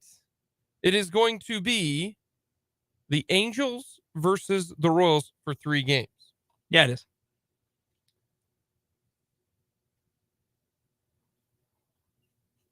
$7:10 first pitch tonight. That is what is happening for the Royals.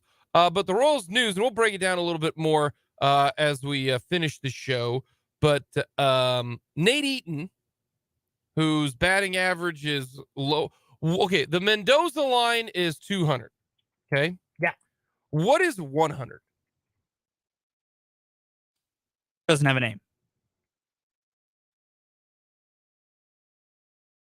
It needs to have a name. It should. Does it really? It should. Why does below 200 to have a name? Because of Mendoza. That's what I thought. That's what I Straight thought. up, I couldn't tell you why.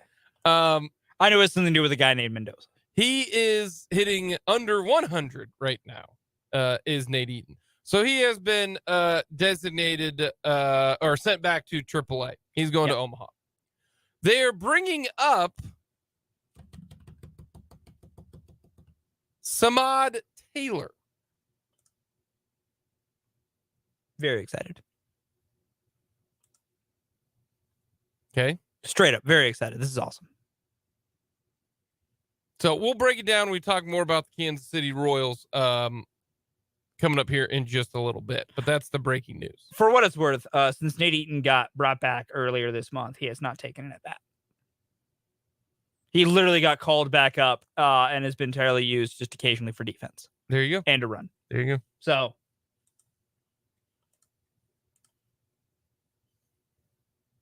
But I do want to go back to a little bit of this San Diego State sending a notice of intention. Okay. Ross Dellinger of Sports Illustrated makes a great point here. He says this: no school receives a, in quotation marks, invite, end quote, to a conference until that school joins that conference.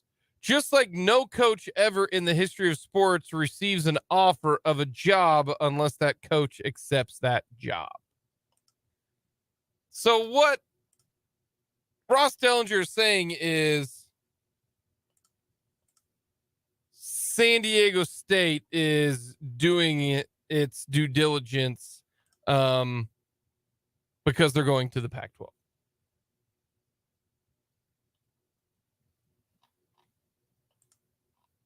They're going to go to the Pac-12. The problem is that they didn't do this quietly. No. And it's hard. That's what made Oklahoma and Texas going to the the SEC even more incredible. And also UCLA and USC going to the Big Ten even more incredible, and how quiet they kept that thing. Yeah, I'd agree. This didn't go very quiet. To me, you don't do this unless you're going somewhere. But what's the move before this? Is Colorado leaving?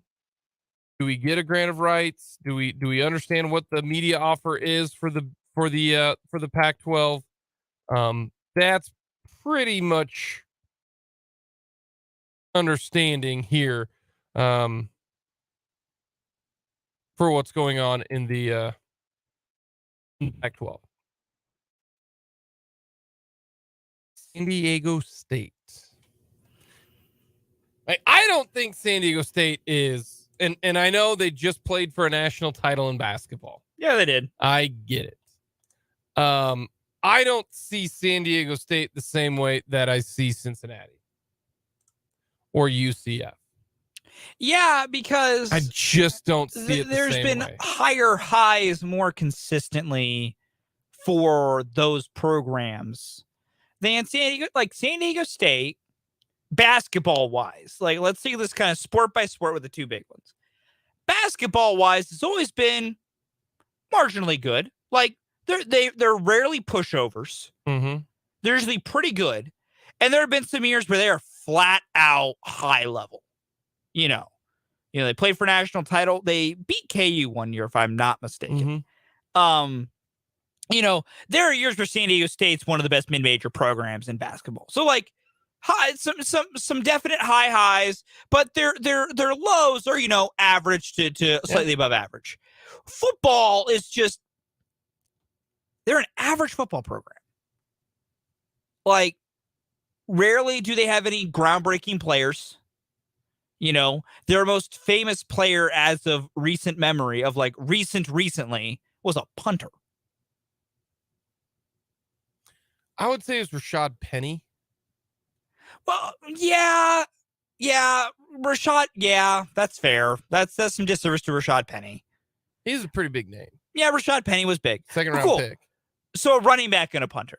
Yeah. In recent memory, those are their two most famous players. Facts. Yes. Like, I'm not trying to like disparage them or say that they're abysmal, because they're not, but they're an average mid-major football program. So no, that's where I go, like, they're, even when they've had good players, it's not, the peaks where, like, BYU gets ranked and goes to bowl games and gets a lot of recognition.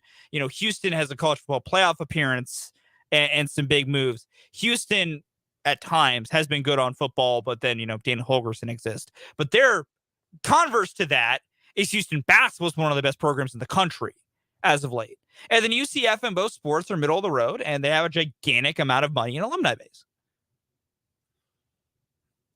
Have you ever been to San Diego? I've never been to San Diego. Okay, I've been to San Diego a couple times. No one cares. It's San Diego, man. There's way other stuff to do. That's why out on the left coast there's so much. There's just less diehard, passionate fans. I just want to know if this means Colorado's leaving or if the Pac-12 is just trying to be aggressive. See, to me, if I had to pick an outcome that I think is the most likely, it's Colorado's leaving. It's San Diego State's coming in because Colorado's leaving. Because Colorado is going to the Big 12. If I had to put any level of financial amount of money down on what would be happening, that's just what it would be. That Colorado's going to come to the Big 12 and fill their spot. San Diego State's going to go to the Pac-12. Boom, bingo, bango, bongo. We're finished. And then, other domino moves might fall as they go for whatever reasons and whatever little different minuscule points or whatever. But overall, I think that is the most likely outcome of this entire thing. That's what I would say. Mm-hmm. Yeah. So that's the latest news on conference realignment. Let's get to some Chiefs news. They had their ring ceremony, and boy, you want to talk about a ceremony. That was like a red carpet affair. I mean, this was a literal red carpet affair. They went from what they got when they got the rings in 2020 was spaced out on the field of Arrowhead with just Mitch Holtis there to red carpet, ESPN, gigantic party, everything. I mean, there was a rumor that what the Chiefs were going to have this was going to be a big deal for the players. And they did. They got their rings, you could take off the top part of the ring. That's my favorite feature. My favorite feature of this ring is that you can take off the face and turn it into a pendant. Favorite feature of this thing. That's awesome. As someone who, if he was good enough at sports to win one of these things, would 100% wear that baby as a pendant every day of my life. I wouldn't wear the big fat ring every day. I wear that thing as a pendant every day of my life. You can take the top of it off. Yeah. And it's got, the interior for those. It's different for each person. On the it depends on how it marks the years you've been with the organization. Yeah. The ring. Yes. The top comes off. The face comes off. It comes off. Yeah. That's wild. No, the ring is great. The design is fantastic. It looks beautiful. And no, my single favorite feature is that every single championship ring should do that. Just be able to pop the face off. Then I can just put back the little ring part, display it somewhere, hook up the pendant to a nice chain, and just wear it every day. For those of you wondering, they have on this ring, it has 609 round diamonds. Not a fan of this. 16 baguette diamonds. Not a fan of the baguette diamond. 4 marquee diamonds, and then 35 custom cut natural rubies, totaling approximately 16 carats. It's gorgeous. That is one expensive ring. It's a very fancy ring. 16 carats. The baguette diamonds. What are we doing here? Come on. What are we doing? This has been Jewelry Talk with Jake LeBon. So this is some other things happened because they spoke to the media. Yeah. They met with the media, and this is what Andy Reid, Patrick Mahomes, and Travis Kelce had to say about trying to go back to back and doing this thing. Here's what they said. You said you guys want to go back to back. Do you think you guys can do this? Yeah, I think we can. I mean, if you look at the team that we have bringing back, I mean, a lot of guys that were on that Super Bowl championship team that are just going to be another year better, another year older. And obviously we celebrated. I mean, you know us, me, Travis, all the guys, we're going to celebrate. But now after tonight, we're going to celebrate again tonight. But after tonight, we're going to get it rolling again and try to make sure we're ready to go for this next championship run. You know, Patrick's already thinking next season. He wants to go back to back and do what the Patriots did back in 2003, 2004. How do you think this team can do it? Listen, we've got a good locker room. You don't know anything yet because of the trials and tribulations of each season. So we've got to work our way through that. But I know the guys will work hard. They're coming off the OTAs, worked hard, and we've got good leadership in that locker room. And the coaching staff are good coaches. Plus, we have good players. Brett Veach has done a nice job of bringing all these guys in. So he spoiled us with good players and you know, that normally good coach and good players at least give you a shot. Do you think that this team could do this again? Yeah, I think there's a special tier of players and teams that have been through the league that have gone back to back, and I want to be a part of that real bad. Still looking for the amount that it's going to be for the Super Bowl ring, but according to several people, $11,000 was the ring in 2020. And this is a fancier ring. So I'm going to guess this one is going to be even more pricey. Mm-hmm. So I'm going to guess it's probably around 15 grand for that Super Bowl ring. But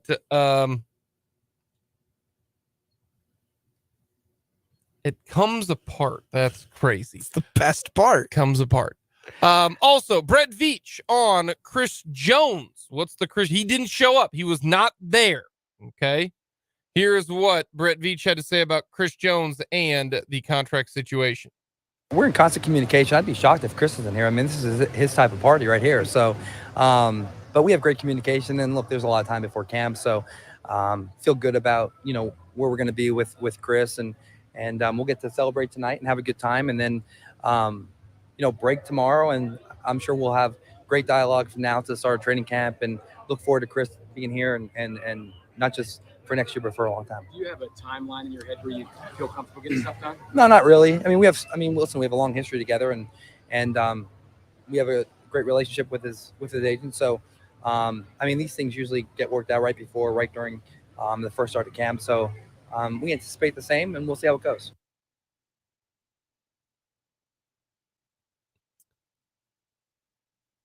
Does that give you a sense that they want to or don't want to? That gives me a they want to sense. They want to get something done. Like, they want to craft something. They want to get a deal together so that Chris can stay in Kansas City longer.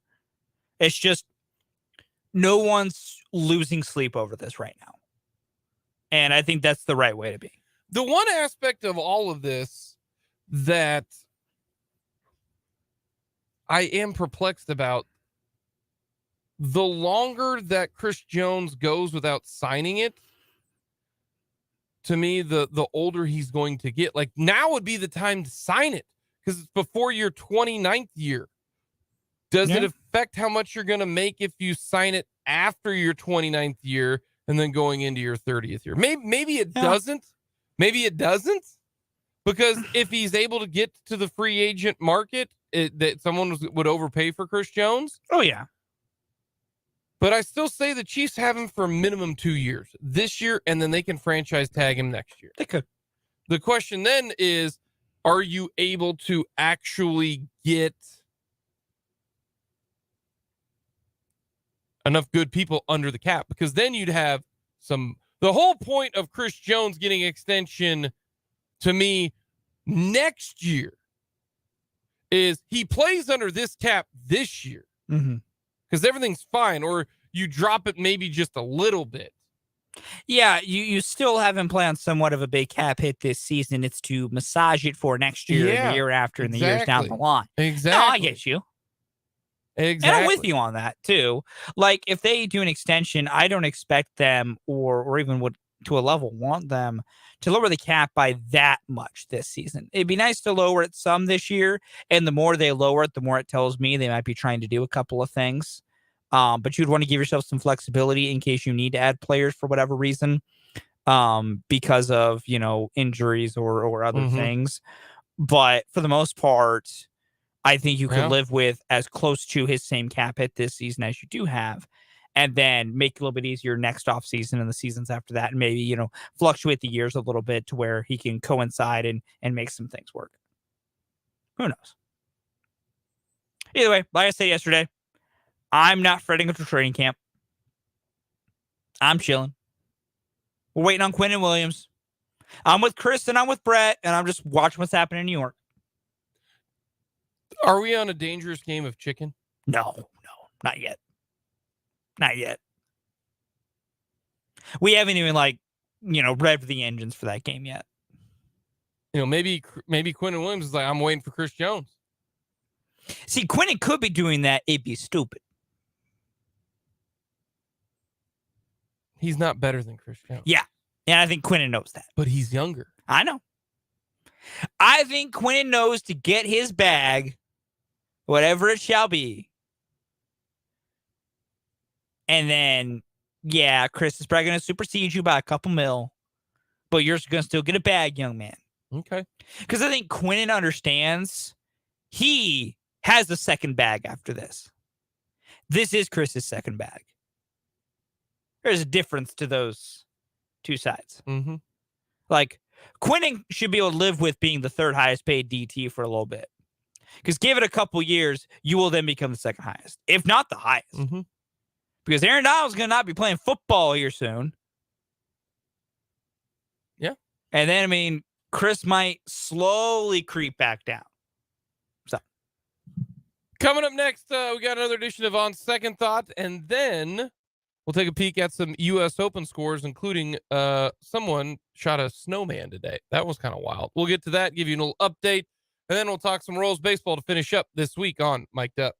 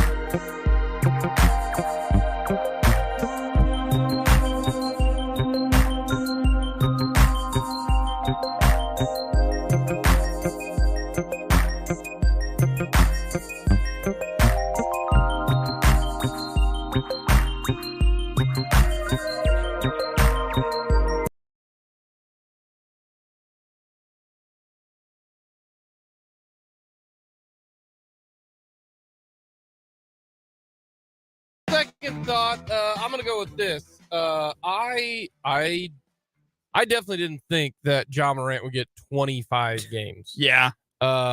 I did not think he would lose more than a quarter of the season. I mean, this is almost a third of the season, if you really think about it. I did not think he'd get that many. That is so. I thought he'd get a maximum of 15. Yeah. I thought maximum of 15. He's going to end up losing $7 million because Quit being stupid. he was stupid. Also, if I'm Ja Morant, I'm not absolving Ja Morant. He's the idiot here. But Yes. if you are around Ja Morant, why are you doing live videos?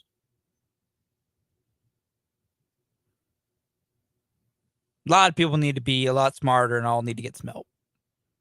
You're around a guy right now who is unstable. Mhm. Why are you live streaming stuff? Yep. They're stupid too. Ja, don't be dumb. But Ja's friends also don't be dumb. don't be dumb, Ja's friends. And Ja, you're out for 25 games. Use that 25 games to get some help and get right.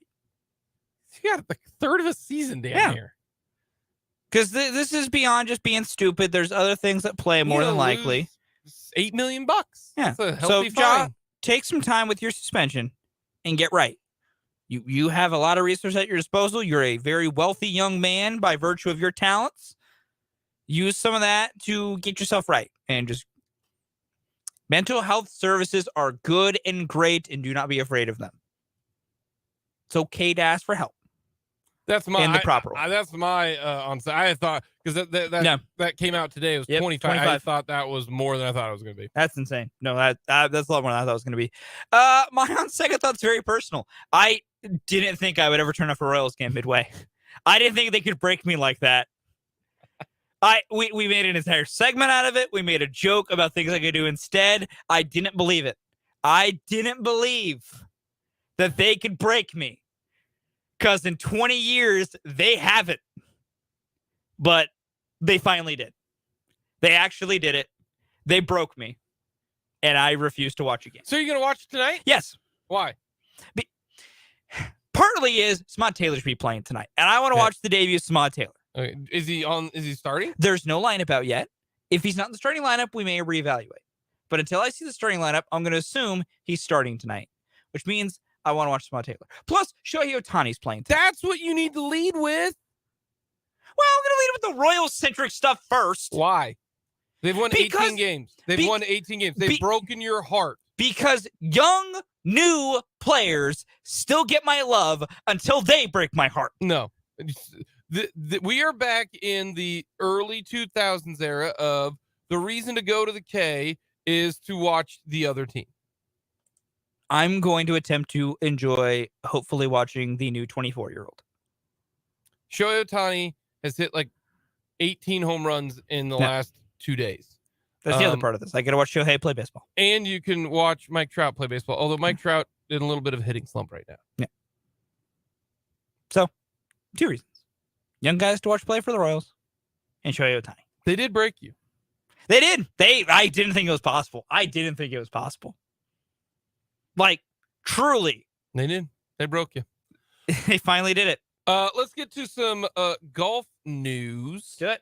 The U.S. Open at LA Country Club has a 3-way tie atop, and it is Ricky Fowler, Xander Schauffele, who are Ricky Fowler's about ready to tee off, in fact, actually. Xander Schauffele tee off a little bit later. They're at 8 under. Wyndham Clark is 2 under today after a 6 under yesterday. So he is tied with Ricky and Schauffele, but they still obviously have to play a lot more holes. Harris English 3 under today at 6 under for the tournament. Dustin Johnson right now is 5 under. He had an 8 today.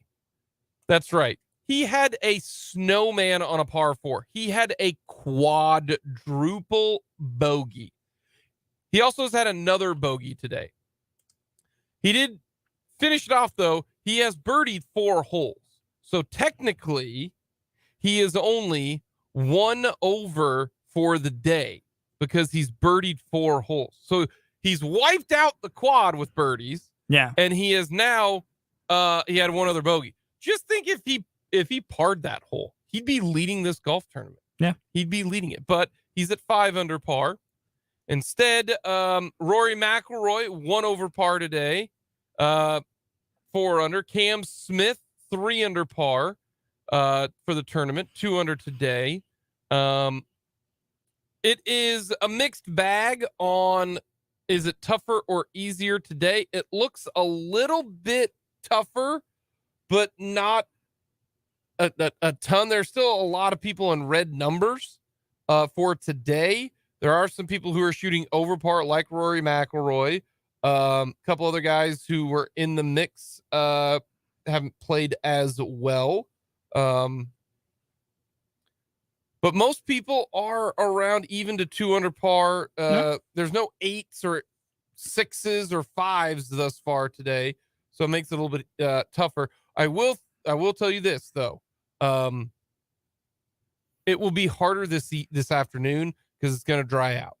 So the afternoon wave got the good wave yesterday. Yeah. I think they're going to have the tough wave today.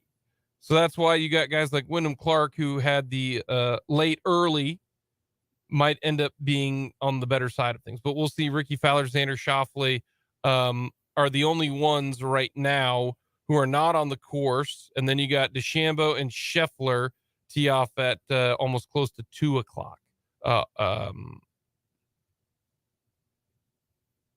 West Coast time. So still a little bit left.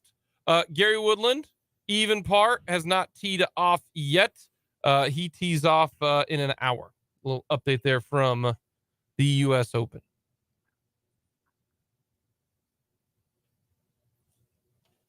Phil Mickelson looks like he's not going to make the cut. Phil right now. Not a Phil fan? It's fun to make fun of Phil Mickelson. Hey, you can make fun of Phil Mickelson. It's fun to make fun of Phil Mickelson. He is at 3 over, tied for 95th, and he has 1 hole left. So he's probably not going to make the cut. Bummer. Unless a bunch of other people shoot a lot worse.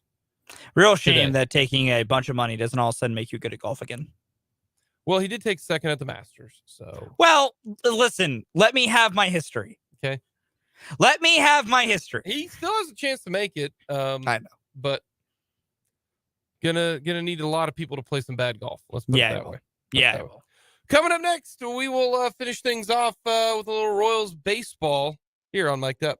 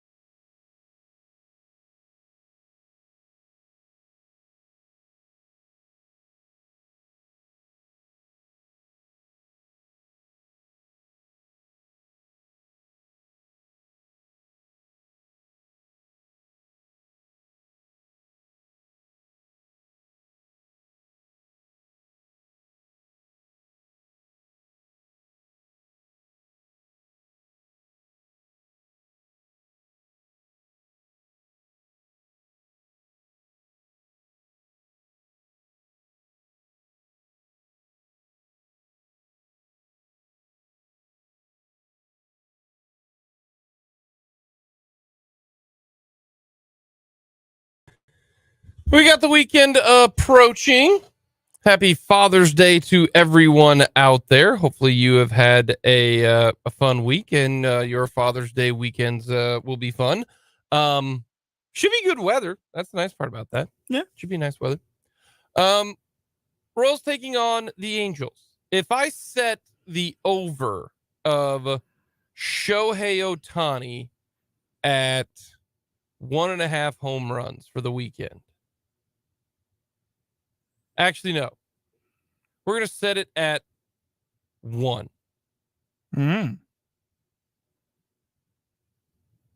What do you take? Over. He's getting at least 2, if not 3. He's getting 2, if not 3. Think about the pitchers he's facing this weekend.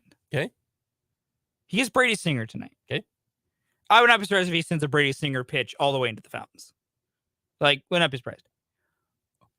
What does he get tomorrow? Like, are we going Carlos Hernandez, Mike Myers again? Because if so, he's putting a Mike Myers pitch into the crowd vision. And then Zach Greinke on Sunday could go either way. Like, Zach could make him look like a fool because Zach throws like a 30-mile-an-hour eephus that Shohei swings all the way through. Or Shohei could take one of Zach's like 85-mile-an-hour fastballs and put it in the bullpen. Just Shohei's on an otherworldly heater and Royals pitching's been bad. Put those two together, you get Shohei hitting home runs. Like, the only saving grace could be that Kauffman Stadium's cavernous, but I don't even think that's going to help.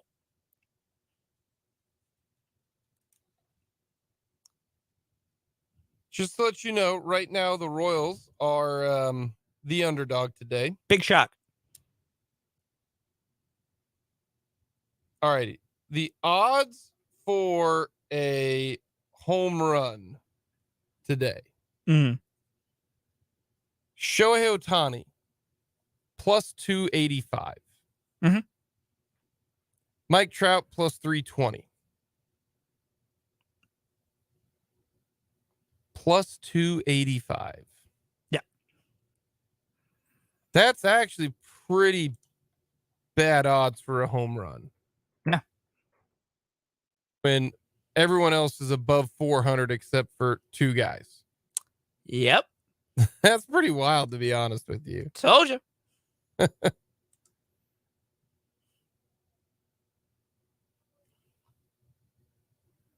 Is what it is.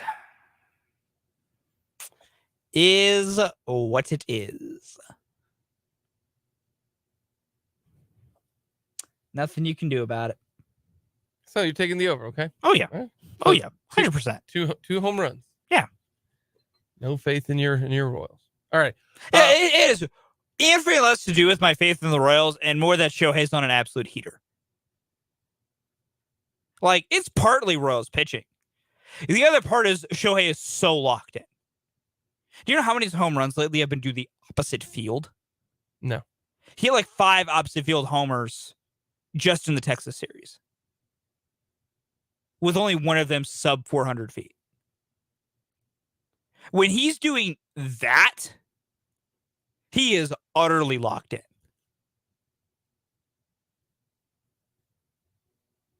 Lineup out yet? Not that I've seen. With it being a 7:10 first pitch, it is going to be imminent. Nope, it is still not out yet. All right. Explain to me how. No, Samad Taylor. Yes. Got called up. Yes. All right. Give me his pitching repertoire. What does he got? Because the only way this team's going to get any better is if they bring up pitching. So I'm assuming he's the pitcher. The problem is they don't have pitching. Oh, so he's not a pitcher. No. Oh, so it doesn't really matter then. But it does. I know. You're doing a bit. I know. We're getting excited about another hitter. It's kind of like, I get it. It's like in football or something like, does he play defense? No? Then why does it matter? So here's where I'll go with this, because you're not entirely wrong with that line of thinking. No, I am not wrong. 100% not wrong. Here's the thing, though. Like, part of it is, yes, the Royals' biggest issue is pitching. The problem is their issue on pitching is not figuring guys out with what they have at the minors. Their problem is they just don't have a talent pool. It's two different things. Hitting, which has been a problem this month, that one's problem, like that one's like thing you should do to fix it, is see what dudes you can bring up to play better. So, like, it's always good when the Royals bring up a young player, because we continue to try and answer the question, what young players can be part of the future? Because where I go with it is this as well. Let's say Samad Taylor, he's called up today. Let's say Samad just comes out house of fire, just hits really well, and for like the first month and a half is just hitting like crazy. Well, you know what you found out, Jake? What I found out? The Royals have yet another infielder that can hit really well. That total has just grown by another bat. You know what that lets you do? I could, once again, with more ease, trade one of these young infielders who has proven they can play defensively and hit at the big league level, and I can get that pitching you want.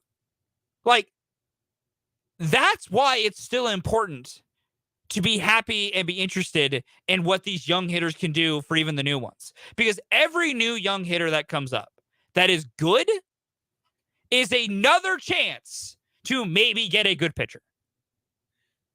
It means nothing for this year. This year is lost. Beyond lost, kick it down the can. But it means you can trade something. And this is not them pulling me back in. They're pulling you back in, my man. No, Look at you. They bring up one. Now, you are, Samad Taylor's your guy. He's kind of. Yeah. Not to the level that so many other people were that think he was there are people think this man is a savior of the team.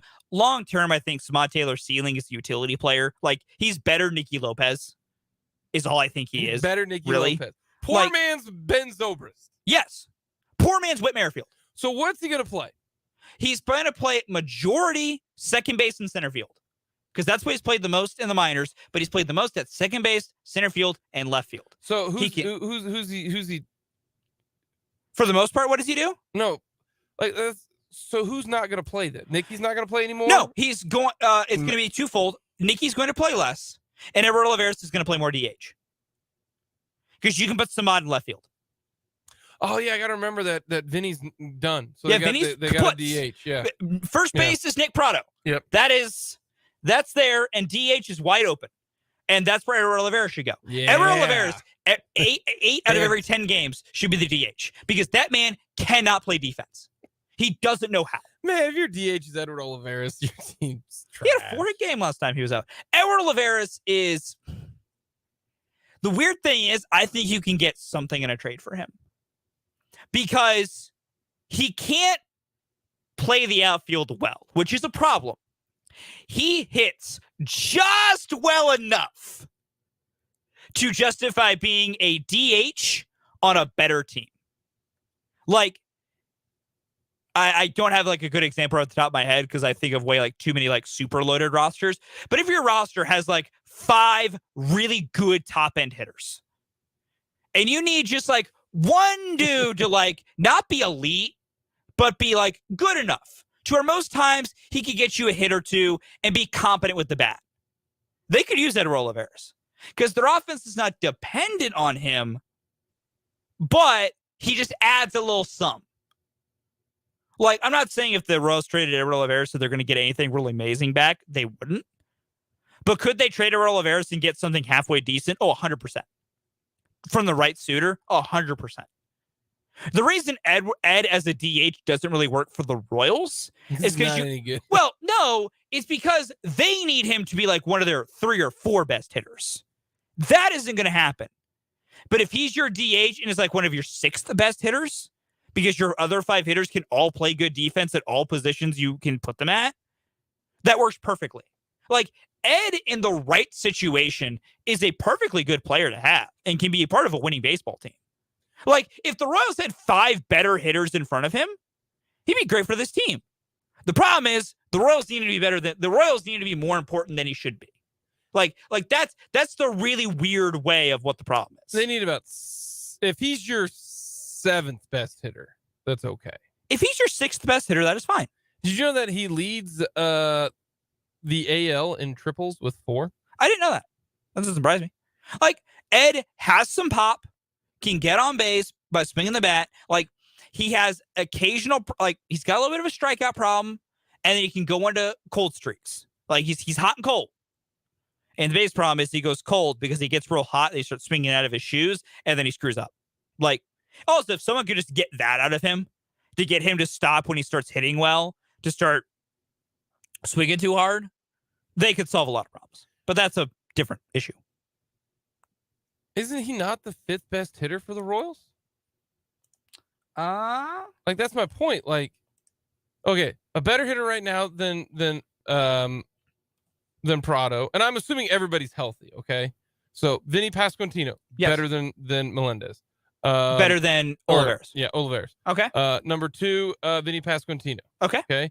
Nick Prado is swinging the bat better. Yeah. So is he 4th? Yes. So he's 4th. Yes. So, as far as right now, what they consistently do. Yeah. Yes. So if better hitter right now than Bobby Witt Jr., better hitter right now than Michael Massey. Him and Michael Garcia, I kind of go back and forth, but as of now, I lean a tiny bit more Ed than Michael because Ed has more power potential than Michael. Well, so right there's almost 4 guys better than him. So you need 2 more guys better than Edward Olivares, and you'd be okay with Ed as your. Yeah, but then also it depends on how good are those guys. Like, it's one thing to have 5 guys better than him. How good are those 5 guys? Like, okay, Nick Prado's better than Edward Olivares. Okay, cool. How great of a hitter, though, is Nick Prado overall? Like, that's the other part of the equation. All right, so it's not just 5 better hitters. It's how good are those 5 hitters? You didn't say that. So. I tried to, but I didn't make it clear. So that is on me not being clear enough. Yeah. That's the other part. Like, it's not just 5 better dudes. It's you need, the best way I put it is you need 5 really good hitters, and then your 6th best can be Ed. Because it's those 5 can carry you, and Ed, when he's hot, perfectly slides in. But you need 5 hitters who can make up for Ed's cold streaks. I think the Royals don't have that. I think what Edward Olivares does, you need 6 better players. Because to me, Olivares he's just a guy. And he has a 772 OPS, Jake.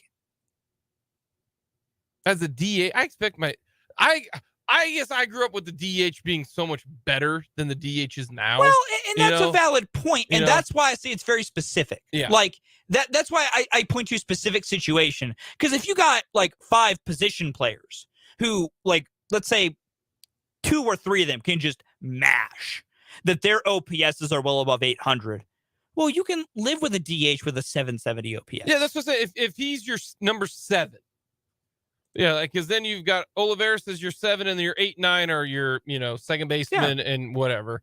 Yeah. So I mean we're close. I just My overall point is there's a universe where Edward Olivares is a perfectly good player and a perfectly fine everyday DH on a winning team. There is a universe for that. And it's not an inconceivable one. The problem is it's not the Royals. Yeah, it's not on the Royals. It's not the Royals. Yeah. We got a date set. The Chiefs will hold 19 training camp practices in St. Joe starting July 23rd before packing up on August 17th. If you want to go to the Chiefs training camp, the very first practice that you can go to, let's see here, is the 23rd, $5 admission. And then the 24th, it is the season ticket member day. And then back on the 25th. So Sunday, July 23rd, practice at 9:15. You can be there. You can be there. Coming up next, we will wrap things up with the mic drop.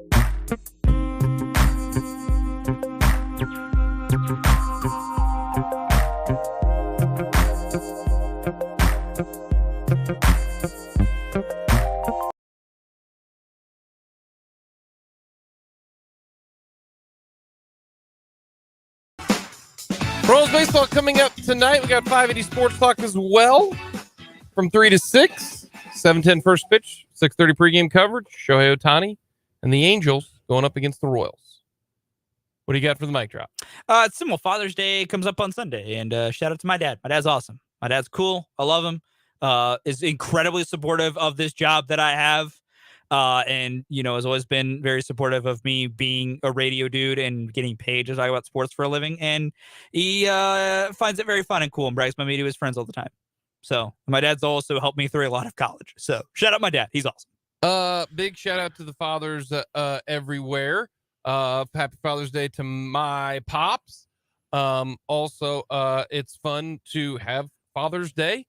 It's really cool. I'm excited for Father's Day because your kids get you some stuff that they make, and it's the coolest stuff ever. So I'm excited for that. Should be a lot of fun. Well, we do something golf related every Father's Day. Okay. I don't know what we're gonna do yet, but we've either gone golfing, we've gone to the driving range, putt, something of that nature. So looking forward to that.